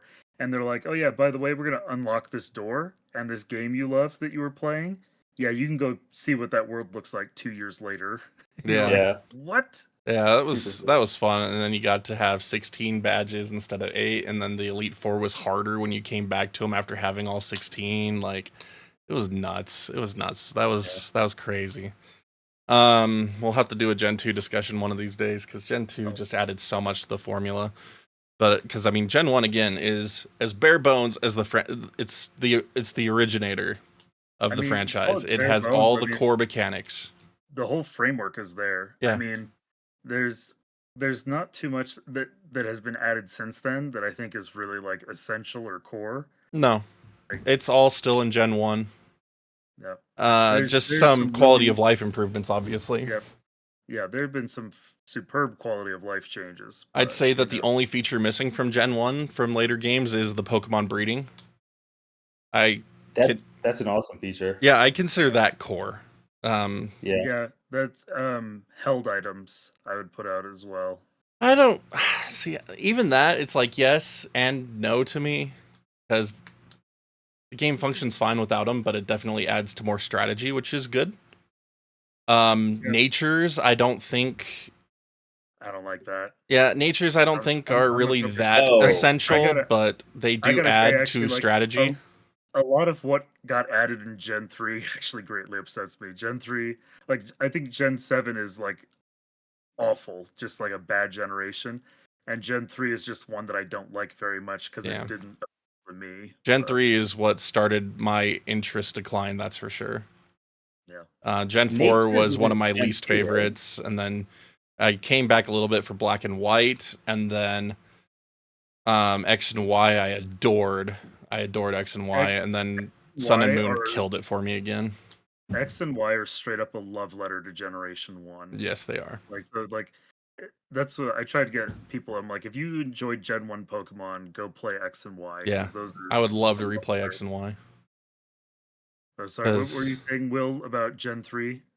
Natures, that didn't start with Gen 2, right? Because I don't No, that was remember Gen that. 3. It was Gen Yeah. 3. Yeah. Gen 2 added in shinies, and then the breeding mechanic, and then Dark and Steel Held type, items and Dark and Steel. and Yeah. held items. Yeah. Yeah. It Like- also added in a day and night cycle. Yep, and days of the week. Days of the week. Yep. It also had ball crafting, Yeah. planting. Yeah, that I know. Eh. It's like, Yeah. But That's what's cool though. Like the franchise has managed to stay pretty true to its original roots. So like even if you did start on a later gen, you could go back and play Gen 1, and as long as you're not going to be a snob about the presentation, like, you're going to be able to enjoy it as a Pokemon game. Yep. And again, it runs very slow. It's a Game Boy game, but I mean, it's a huge Game Boy game. Like, there's so much in it for a Game Boy game. Like, I don't think any other Game Boy game really has the amount of playtime in it like this one does. I was gonna say, like, even a pretty like a casual playthrough where you don't really like know the game super well, you're probably spending somewhere between 20 and 30 hours, you know, to clear the story and do the Elite Yeah. Four. Obviously, if Like, you know what you're doing, it's faster. yeah, if you know what you're doing, it's faster. But like just talking about like the playtime you get out of it, because then if you decide to go for the full Pokedex, you're probably adding another 20 or 30 hours, depending on like how much With trading you level do ups versus and everything grinding. too, yeah. Yeah. But yeah, like, just how massive it is for a Game Boy game is impressive. Considering it's like, what, a 500 or 1 megabyte game or something? Like, it's insane. But like, even though it's slow, and that's like my biggest issue with it now, and that's why I have to use fast forward on the Game Boy Tower if I'm gonna be playing through it. Like, it's still a gorgeous game too. Like, the overworld has some really cool details to it, and like, just the sprite work they used on that looked so good. Like, I love the Gen 1 overworld. That's one of the things that sucked with Gen 2. The overworld got a downgrade in terms of its presentation quality because of how much other stuff was added to the game. And that's the same thing that I had a problem with Yellow too. It's a problem I had with Yellow too when I first got it, was how much uglier the sprite work was for the battle scenes. It was not anywhere near as detailed comparatively. And so, like, you get into the battles and you have the front view and the back view of the Pokemon. They're insanely detailed. They may look weird, especially today, but like, they are detailed. There's a lot of details to them, and it's really cool. The back views always looked like really weird to me. Yeah, they're That's super like weird. one They're delight super is weird. Back views, Some yeah. of them are fine, and others you're like, I don't think you really stopped to consider what this thing looks like in 3D space. Yeah, it took me until this playthrough this month to really be able to like visualize the Butterfree back sprite properly, because it looked like a sock to me. Like, my entire life, it looked like a sock. Like that. How does this look like this?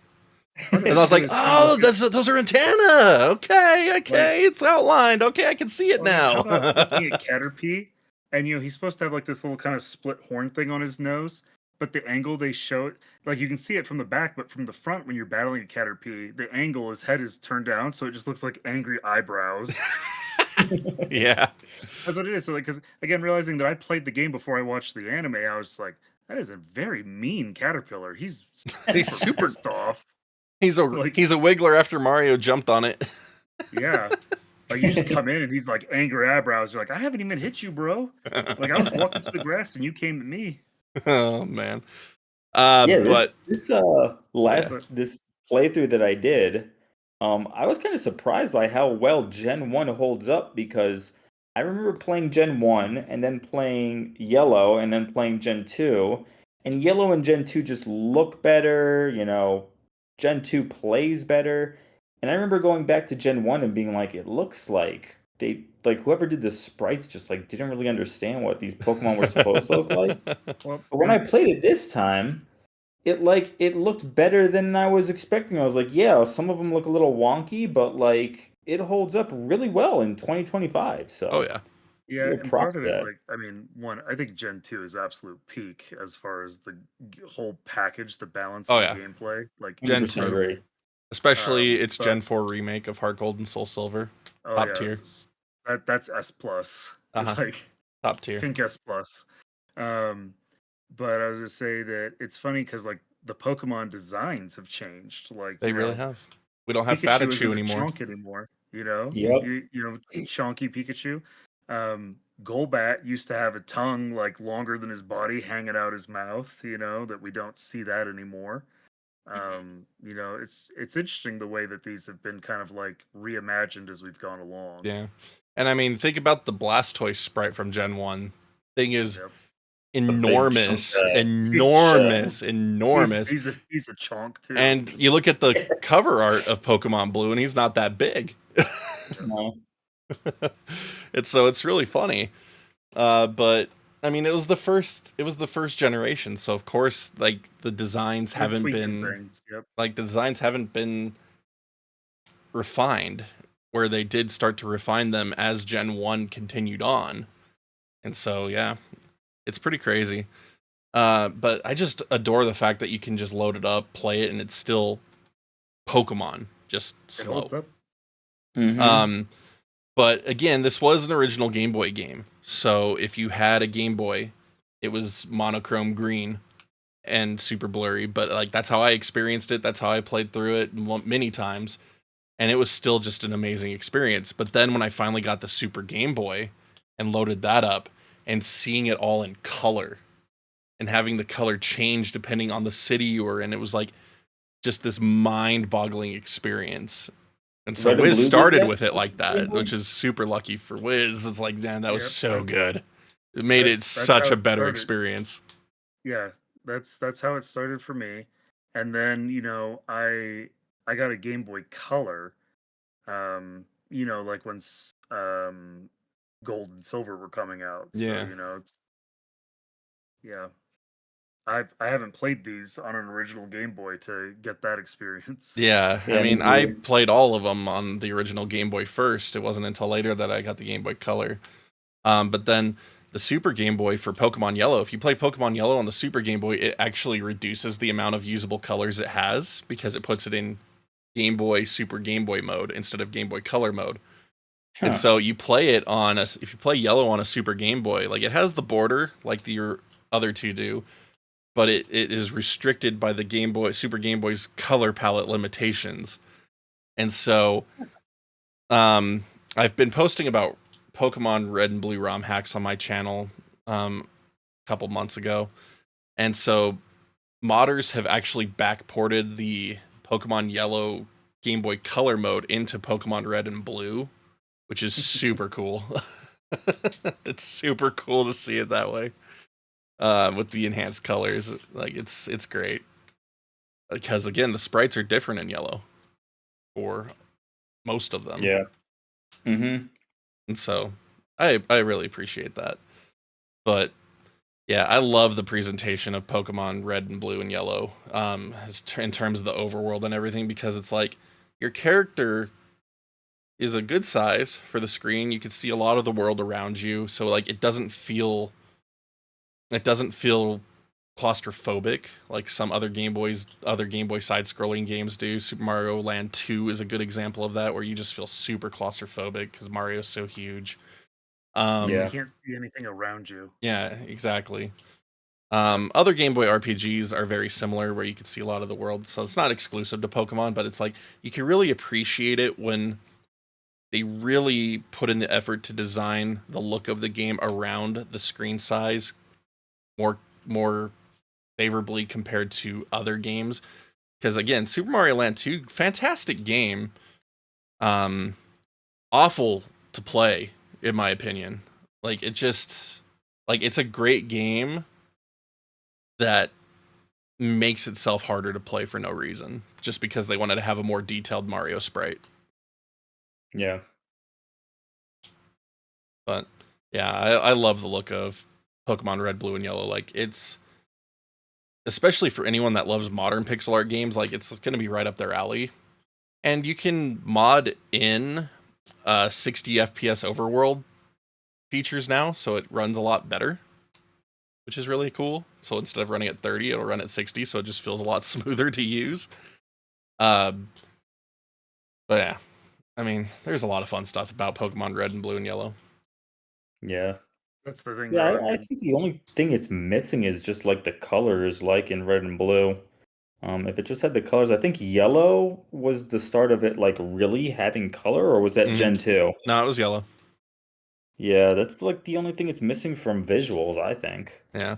And I mean, even if you play Red and Blue on a Game Boy Color with just the default Game Boy Color palettes, like that shade of red and that shade of blue that it adds to the game, and just the little couple of extra hues, like even though they don't necessarily match up to what the game is, like it still adds to the experience to me. Mhm. Versus just the normal green or black and white presentation if you played it on a Game Boy Pocket. Yeah, I couldn't imagine that. I've never done that. That's horrible. That's what we had in the day. We didn't care. Like we got an awesome game. We didn't have anything better, so Yeah, we didn't have like only the Super Game Boy could make it better. And so it was great. But we need to talk about audio too, because Pokemon has one of the like most iconic soundtracks for the era in my mind. It's like everyone knows not only the anime main theme from the era, but like everyone knows the battle theme from Pokemon Red and Blue. Everyone and like knows the different tiers of battle themes of like how serious the fight is. Oh yeah, it's so good.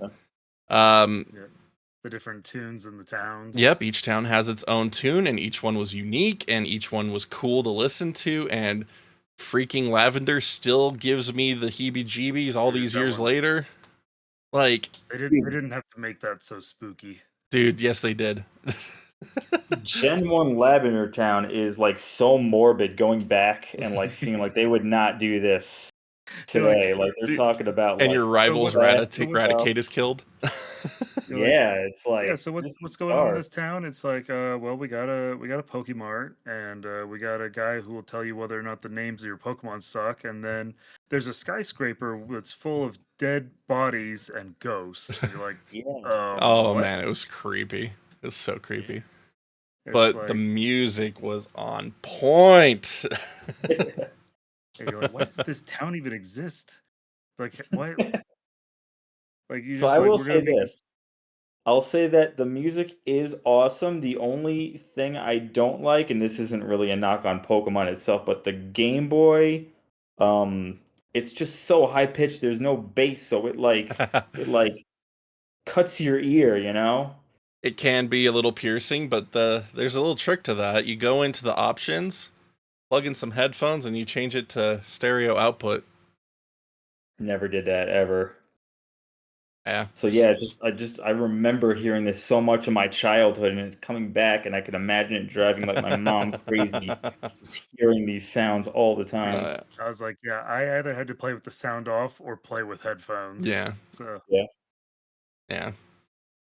Gen 1, like the cries of the Pokemon also I thought were really well done, but there are a couple of duplicates if you pay attention closely enough. Rhydon or Rhyhorn, no, it's Rhyhorn and Charizard have the same cry as just a one call out. I never paid attention to the cries, but that reminds me, I think it was Stadium 2 in the quizzes. It would be like, whose cry is this? And I'd be like, I don't know, right? You guys knew? I knew. I was super into it.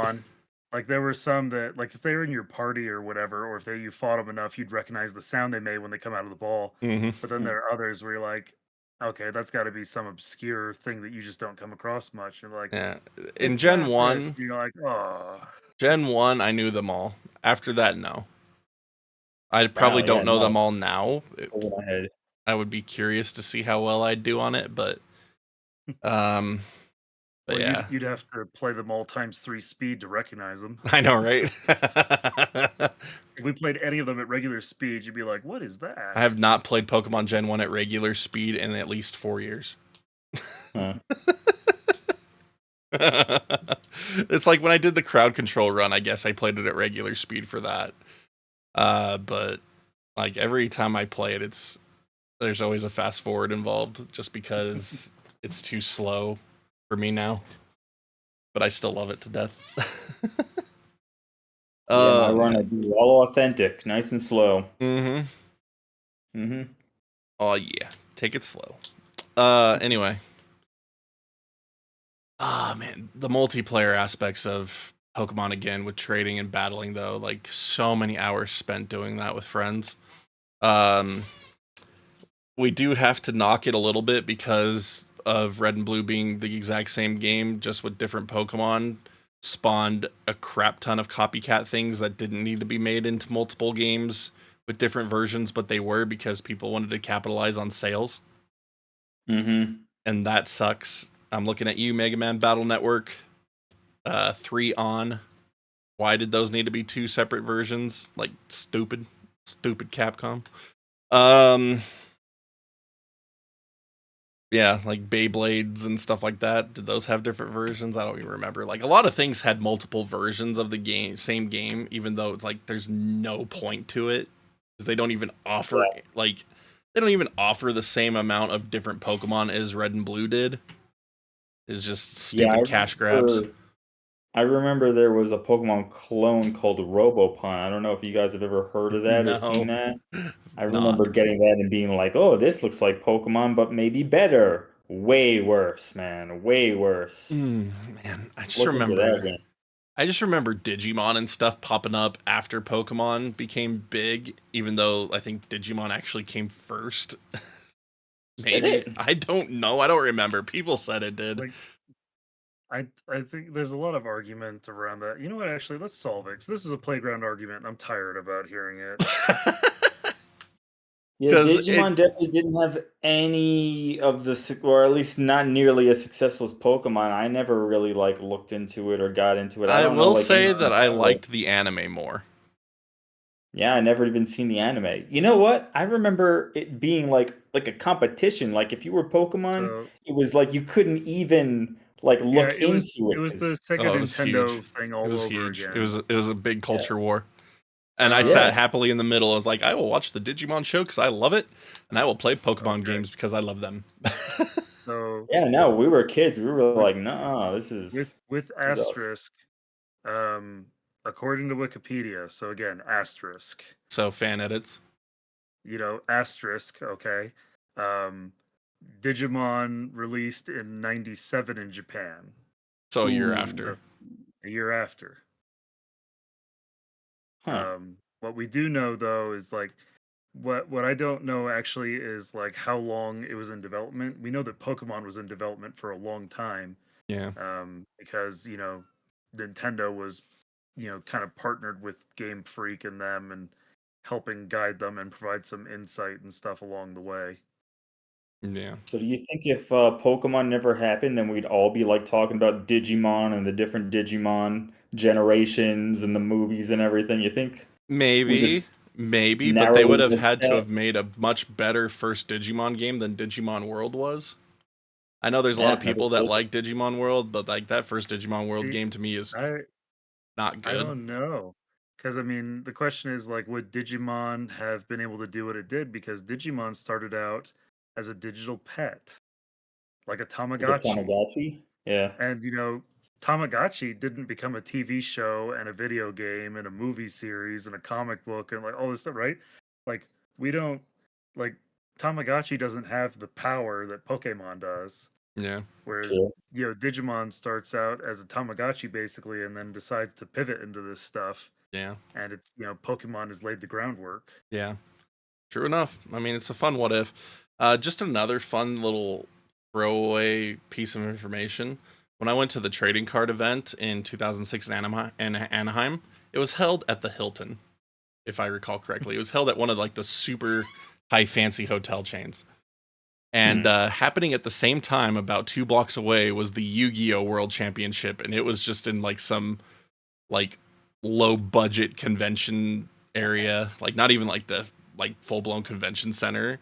And it had like a little tiny billboard. It's like Yu-Gi-Oh! World Championship, and it's like Pokemon's held in the freaking Hilton. They had a freaking giant inflatable Pikachu balloon in the lobby that like took up like the entirety of the freaking roof. It was insane. The difference it was.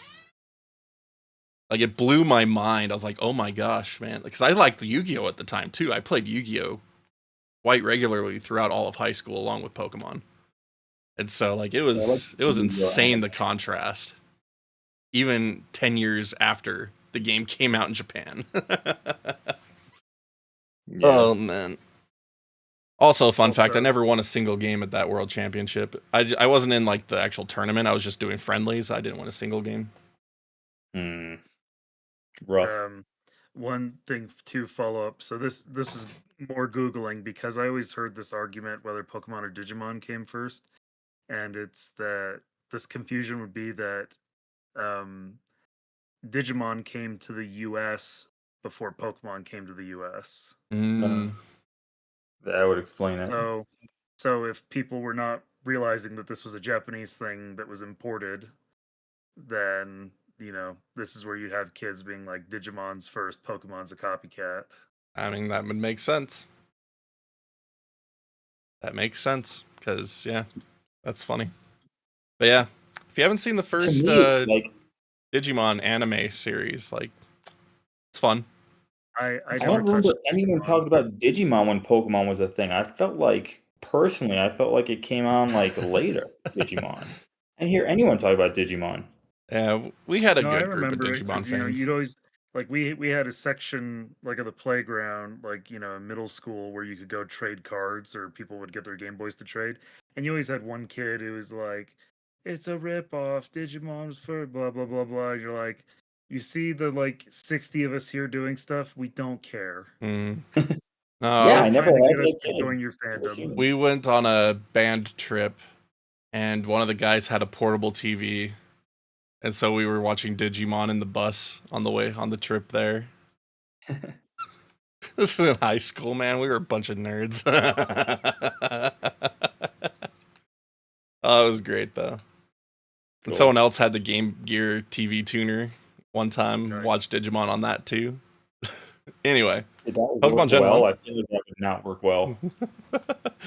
I still have a Game Gear TV tuner. I made a video about Yeah. playing my Series X on it like 4 years ago. Yep. Has it been that That's long? cool. It has been that long. Oh man. But man, That's cool. old tech was so much better than new tech. There was so much more fun things we could do with our handhelds back then. Turn my handheld into a TV. You could do that on the I was gonna freaking say- Game Gear and the Turbo Express, man. Like, that was nuts. And it's like the PSP had it too, I think. I've done too much leaving my desk to get things, so I'm not doing it again. But we haven't even talked about the Game Boy printer, Oh my And- gosh. printing out your Pokemon that you caught, Yes. So or Yes. taking your Pokemon Snap to a Blockbuster to print out, Dude, the your Blockbuster photos. kiosk. I remember that. Yes. We talked about it in the Pokemon Snap dedicated video, though. So We people can go did. check You that should out. check But that out if you again, are still adding with us. more to the list of how truly impactful in society this was. It's And I know insane, for man. anyone who wasn't there at the time, it sounds silly. It's like, oh, so what? You went to Blockbuster. It doesn't matter. It's like, that was a huge deal. It was That huge. was a huge deal. Yeah, it was huge. To be impactful enough to get a kiosk, a dedicated kiosk in a Blockbuster. And I mean, the stickers were like barely 1 inch by like 1 inch, but it was still like Yeah, such a what, I huge guess deal to you have your bring the photo printed cartridge out. and you just pop it in there? The cartridge? Yeah. Yeah. Essentially. I never did that. I remember seeing the kiosk, but again, I'm so young that like I don't get to do things. Bless you. Excuse me. But yeah, so Blockbuster kiosk for Pokemon Snap was a big deal. That was a cultural moment again as well. But I mean, that was the thing about Pokemon. Like, every new thing of Pokemon that came out was this huge cultural impact that like broke barriers between people who were even into it versus those who weren't. And so, like, even the original ads for Red and Blue and Yellow were just some of the funnest ads ever. It's like that bus driver picking up a Pikachu and then driving them over to the freaking car smasher thing, and it smashes them all into a Game Boy. It's like, gotta catch them all. Yeah. It's like, it's the funnest crap. And then, of course, the trading card Game Boy game came out, and it's like, I loved that game because I was so into the card game at the time. That's how I learned how to play the card game. Yeah, pretty much the same here. Because it's like, Yeah. we didn't buy one of the pre-made decks when I got into the card game. I just bought booster packs, so I never knew the rules until I got the Game Boy game. Like, we made up our own rules on how to play the trading card game, and it was so stupid. And then, of course, Pokemon Snap, Pokemon Stadium, and then Pokemon Puzzle League is the only actual Pokemon game that features Ash, who was the long-standing protagonist of the anime series. Because in the games, you play as Red for Gen 1. Yep. And then Yes. Red is a good trainer. Ash is not a good trainer. Not Ash was only a good trainer in X and Y. That's my story, and I'm sticking to it. And then of course Yellow. Puzzle League? Pokemon Puzzle League was just like a reskin of like a different game, Panel wasn't it? Panel Yeah. upon Tetris Attack Yeah. for North American folk. Yep. Yeah. They were like slap Pokemon on it, it'll sell millions. And it did, probably. Yeah. Yeah. But then another game I consider Gen 1, Hey You Pikachu. I used to play that with my daughter. And I streamed it back in 2016 when she was like 3. And I stopped and never finished it with her. Now she's now she's 12. And it's like, oh, I wonder if she'd be interested in finishing with me now. Probably. It was a hard game just because you had to like wait for Pikachu to like be doing certain things, right? It's super unintuitive, but it's still cool. Yeah. All the voice stuff, it was cool. But I mean, this discussion kind of turned more into a cultural impact of Pokemon Gen 1 more than a discussion about the games themselves, which I'm okay with because it's too narrow of a net we cast by saying Gen 1. We probably needed to like specifically say the Game Boy games or something. I know. It's okay. I think that the cultural impact of something can transcend what the game itself was capable of at the time. And I think that is a perfect example here with Gen 1 Pokemon. Because it is, again, it's as bare bones as Pokemon ever got. Because it was the original. It was the progenitor. But because of that cultural impact, it's still here 29 years later, or almost 30 years later, in 2026 for Japan. Obviously, North America was 98, so it's been 23-ish years. No, my math, 25-ish years. No, wow. We're in 2025, so if it was 98, it's 27. Yes, 27-ish years, yes. My mathing is not mathing right now. Embarrassing. Oh well. But that impact is the whole reason of it, because it created such an enormous fan base for it that only got bigger and bigger and bigger and bigger. And sure, it's split up into the different camps like Wiz mentioned earlier. But like my kids love Pokemon. They haven't played Red, Blue, Yellow. They haven't played Gold, Silver. They haven't played any of them pre-Switch. I went through Let's Go co-op with one of my kids and took turns with the other one. But one of our daughters is at the tail end of Legends Arceus now. They've played a little bit of the Diamond and Pearl remakes. They've played Let's Go on their own. Some Scarlet and Violet, some Sword and Shield, and it's like they love Pokemon. And it's like, sure, those games might not be as good as the older ones, but they don't care because they're having fun. And I think that's the most important takeaway, honestly. Yeah, there's something about Pokemon that even the young kids they're attracted to even the new games, and that's something that I can't totally understand. But being someone that grew up with Pokemon, it's like getting on a bike again. It's like, oh yeah, I understand how it works. I might not know this Pokemon, but I understand what's going on here, and Yeah. I could jump into a game if I want. You could. That's the whole point of it. Like you said, you stopped at Gen 2.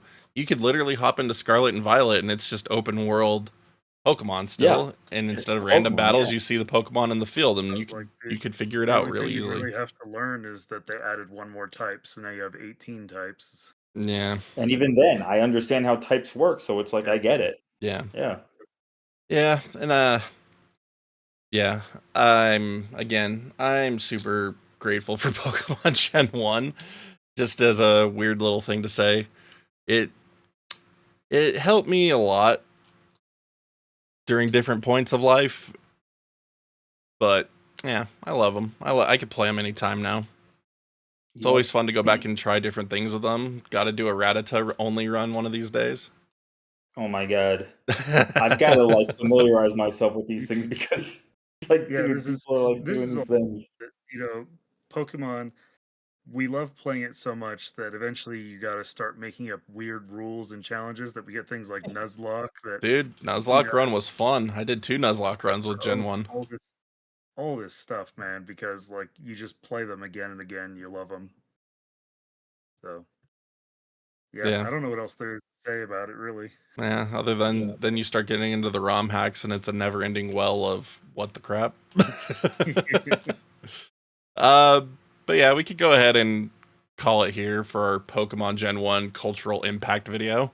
This is definitely the longest one of these discussions we've done now. It might be. It might be. It's gonna be close. But Gen 1 Pokemon, I think, is still very approachable for anyone that is a fan of the franchise. Obviously, it wouldn't be one that I would say you need to go back and replay unless you are a bigger fan of the game and you happened to miss it. Because it's like, I'd say go Gen 2 if you want to play one of the older games, or even if you don't want to go back that far, it's like just Heart Gold, Soul Silver would be a great starting point for the franchise. But then again, of course, if you pick up Pokemon Let's Go, even like you can experience the world of Gen 1 in a more casual way, I guess, would Really be watered down. Yeah. That's what I would say. Yeah, it is. I still enjoy it to a degree, but there's definitely some things I wish had been altered about it. I'd still like to see a second Let's Go type game that addresses some of the issues. Because But they got rid of the traditional battling of the wild Pokemon. They did. Basically, they had to rebalance the XP of the game. Yeah. So I mean, there's zero grinding in Let's Go. You just play it. Yeah. It's Yeah, an interesting take, that's for sure. The original Game Boy Gen 1 is way more replayable than Let's Go. If you like replay Let's Go, it's like, I'm not gonna do this again. At least personally. Yeah, I can understand that. I haven't replayed it Yeah. since I beat it. Replayed it since it came out. Yeah, I mean that's essentially here too. Because I was doing a co-op play with my kids, and then I was doing another playthrough just myself, and I beat the co-op play with my kids, and I never finished the replay of myself, like my solo play. Mm-hmm. So I mean that is one cool aspect of Let's Go. Like, it's a great game to play with your kids, especially when they're younger, because they're just throwing the Pokeballs to catch them as player 2. You're still controlling all the overworld stuff, all the management, and they just get to enjoy catching Pokemon, and I think that's pretty cool. So I have at least that aspect of it that I can call back to, which I think is really cool. But otherwise, yeah, I think Let's Go is probably the weakest version of Gen 1, because obviously they remade Gen 1 for Gen 3, Fire Red, Leaf Green, which was really cool, added a lot of stuff. And that's the version I'd recommend people would play if they want to play Gen 1. But never played that. Yeah, it's great. It's great. It's good, but it's it great. includes Gen 2 and 3 Pokemon in it as well. Mm-hmm. It does? It adds them? Yeah, after you get to a certain spot. Oh, I didn't know that. I thought it was like a faithful, like basically 1-to-1. No, it adds a whole new island chain to the game. Yeah, there's a post game with some islands and stuff. Yeah. Yep. It's cool. It's a good way. It's a great game. It's a great game. It's a great remake. Beat both of those retro achievement sets and Professor Oak runs too. I've done everything Gen 1, man. Wow. Anyways, we're going to talk about this all night if we don't wrap this up. Yeah, if you want to play Gen 1 Pokemon, I'd recommend doing Fire Red, Leaf Green, personally. But I still love how much Gen 1 holds up even on its original Game Boy iteration. And again, if you're a fan of the franchise and have missed out on it, you will enjoy it. It's still Pokemon. But, yeah. It's got some interesting aspects to it that we didn't really cover in this review, like how certain status effects are completely overpowered, like confusion. Sometimes you can get screwed by sleep. You can't unthaw from being frozen in this one. And so things like that are a bit annoying compared to newer games. The moves like Wrap and Whirlpool and Fire Spin keep you from attacking, so they can be abused really bad. So it's a lot of stuff that they refined later on in later games, but it's still so fun. So fun to see where it started. And looking back on it almost 30 years later, it's I think it holds up personally, but since Will's here and he likes to do out of 10 scores, it's like I'd give it a solid 7.5 out of 10 by today's standards. 7.5. See, I was gonna say 7.5. Nostalgia score is a 9. I'm gonna say realistic score. I'm gonna go slightly higher. I'm gonna give it an 8. Yeah, my nostalgia score is a 10. I would give it like a 9.5 nostalgia score. Yeah, I give it a 10 for my nostalgia score. I adore these games. I have a personal family story about it that I'm not going to share here just because, yeah, don't need anyone in my family to know about it, I guess. If they happen to watch this. Yeah. Oh, man. Anyway. Well, yeah, That's what I'm saying. Go play Pokemon Gen 1. Yeah, go play Pokemon Gen 1. It's great stuff. But thank you for joining us for our 40th Game of the Month discussion here on the channel. 40 months. That's insane. Holy cow. But Wiz, Will, thank you again for joining me this month. I really appreciate it. Couldn't do it without you guys. It makes it so fun. But Absolutely. We'll be back next month with who knows what. So, looking forward to seeing you all then, and share your Pokemon Gen 1 memories with us if you have them. We'd love to read about it. But thanks again, everybody, for watching, and if you made it through all 2 hours of this discussion, you are an absolute friggin' champ, and I love you. But until next time, everybody, have a good one. See you. Bye-bye.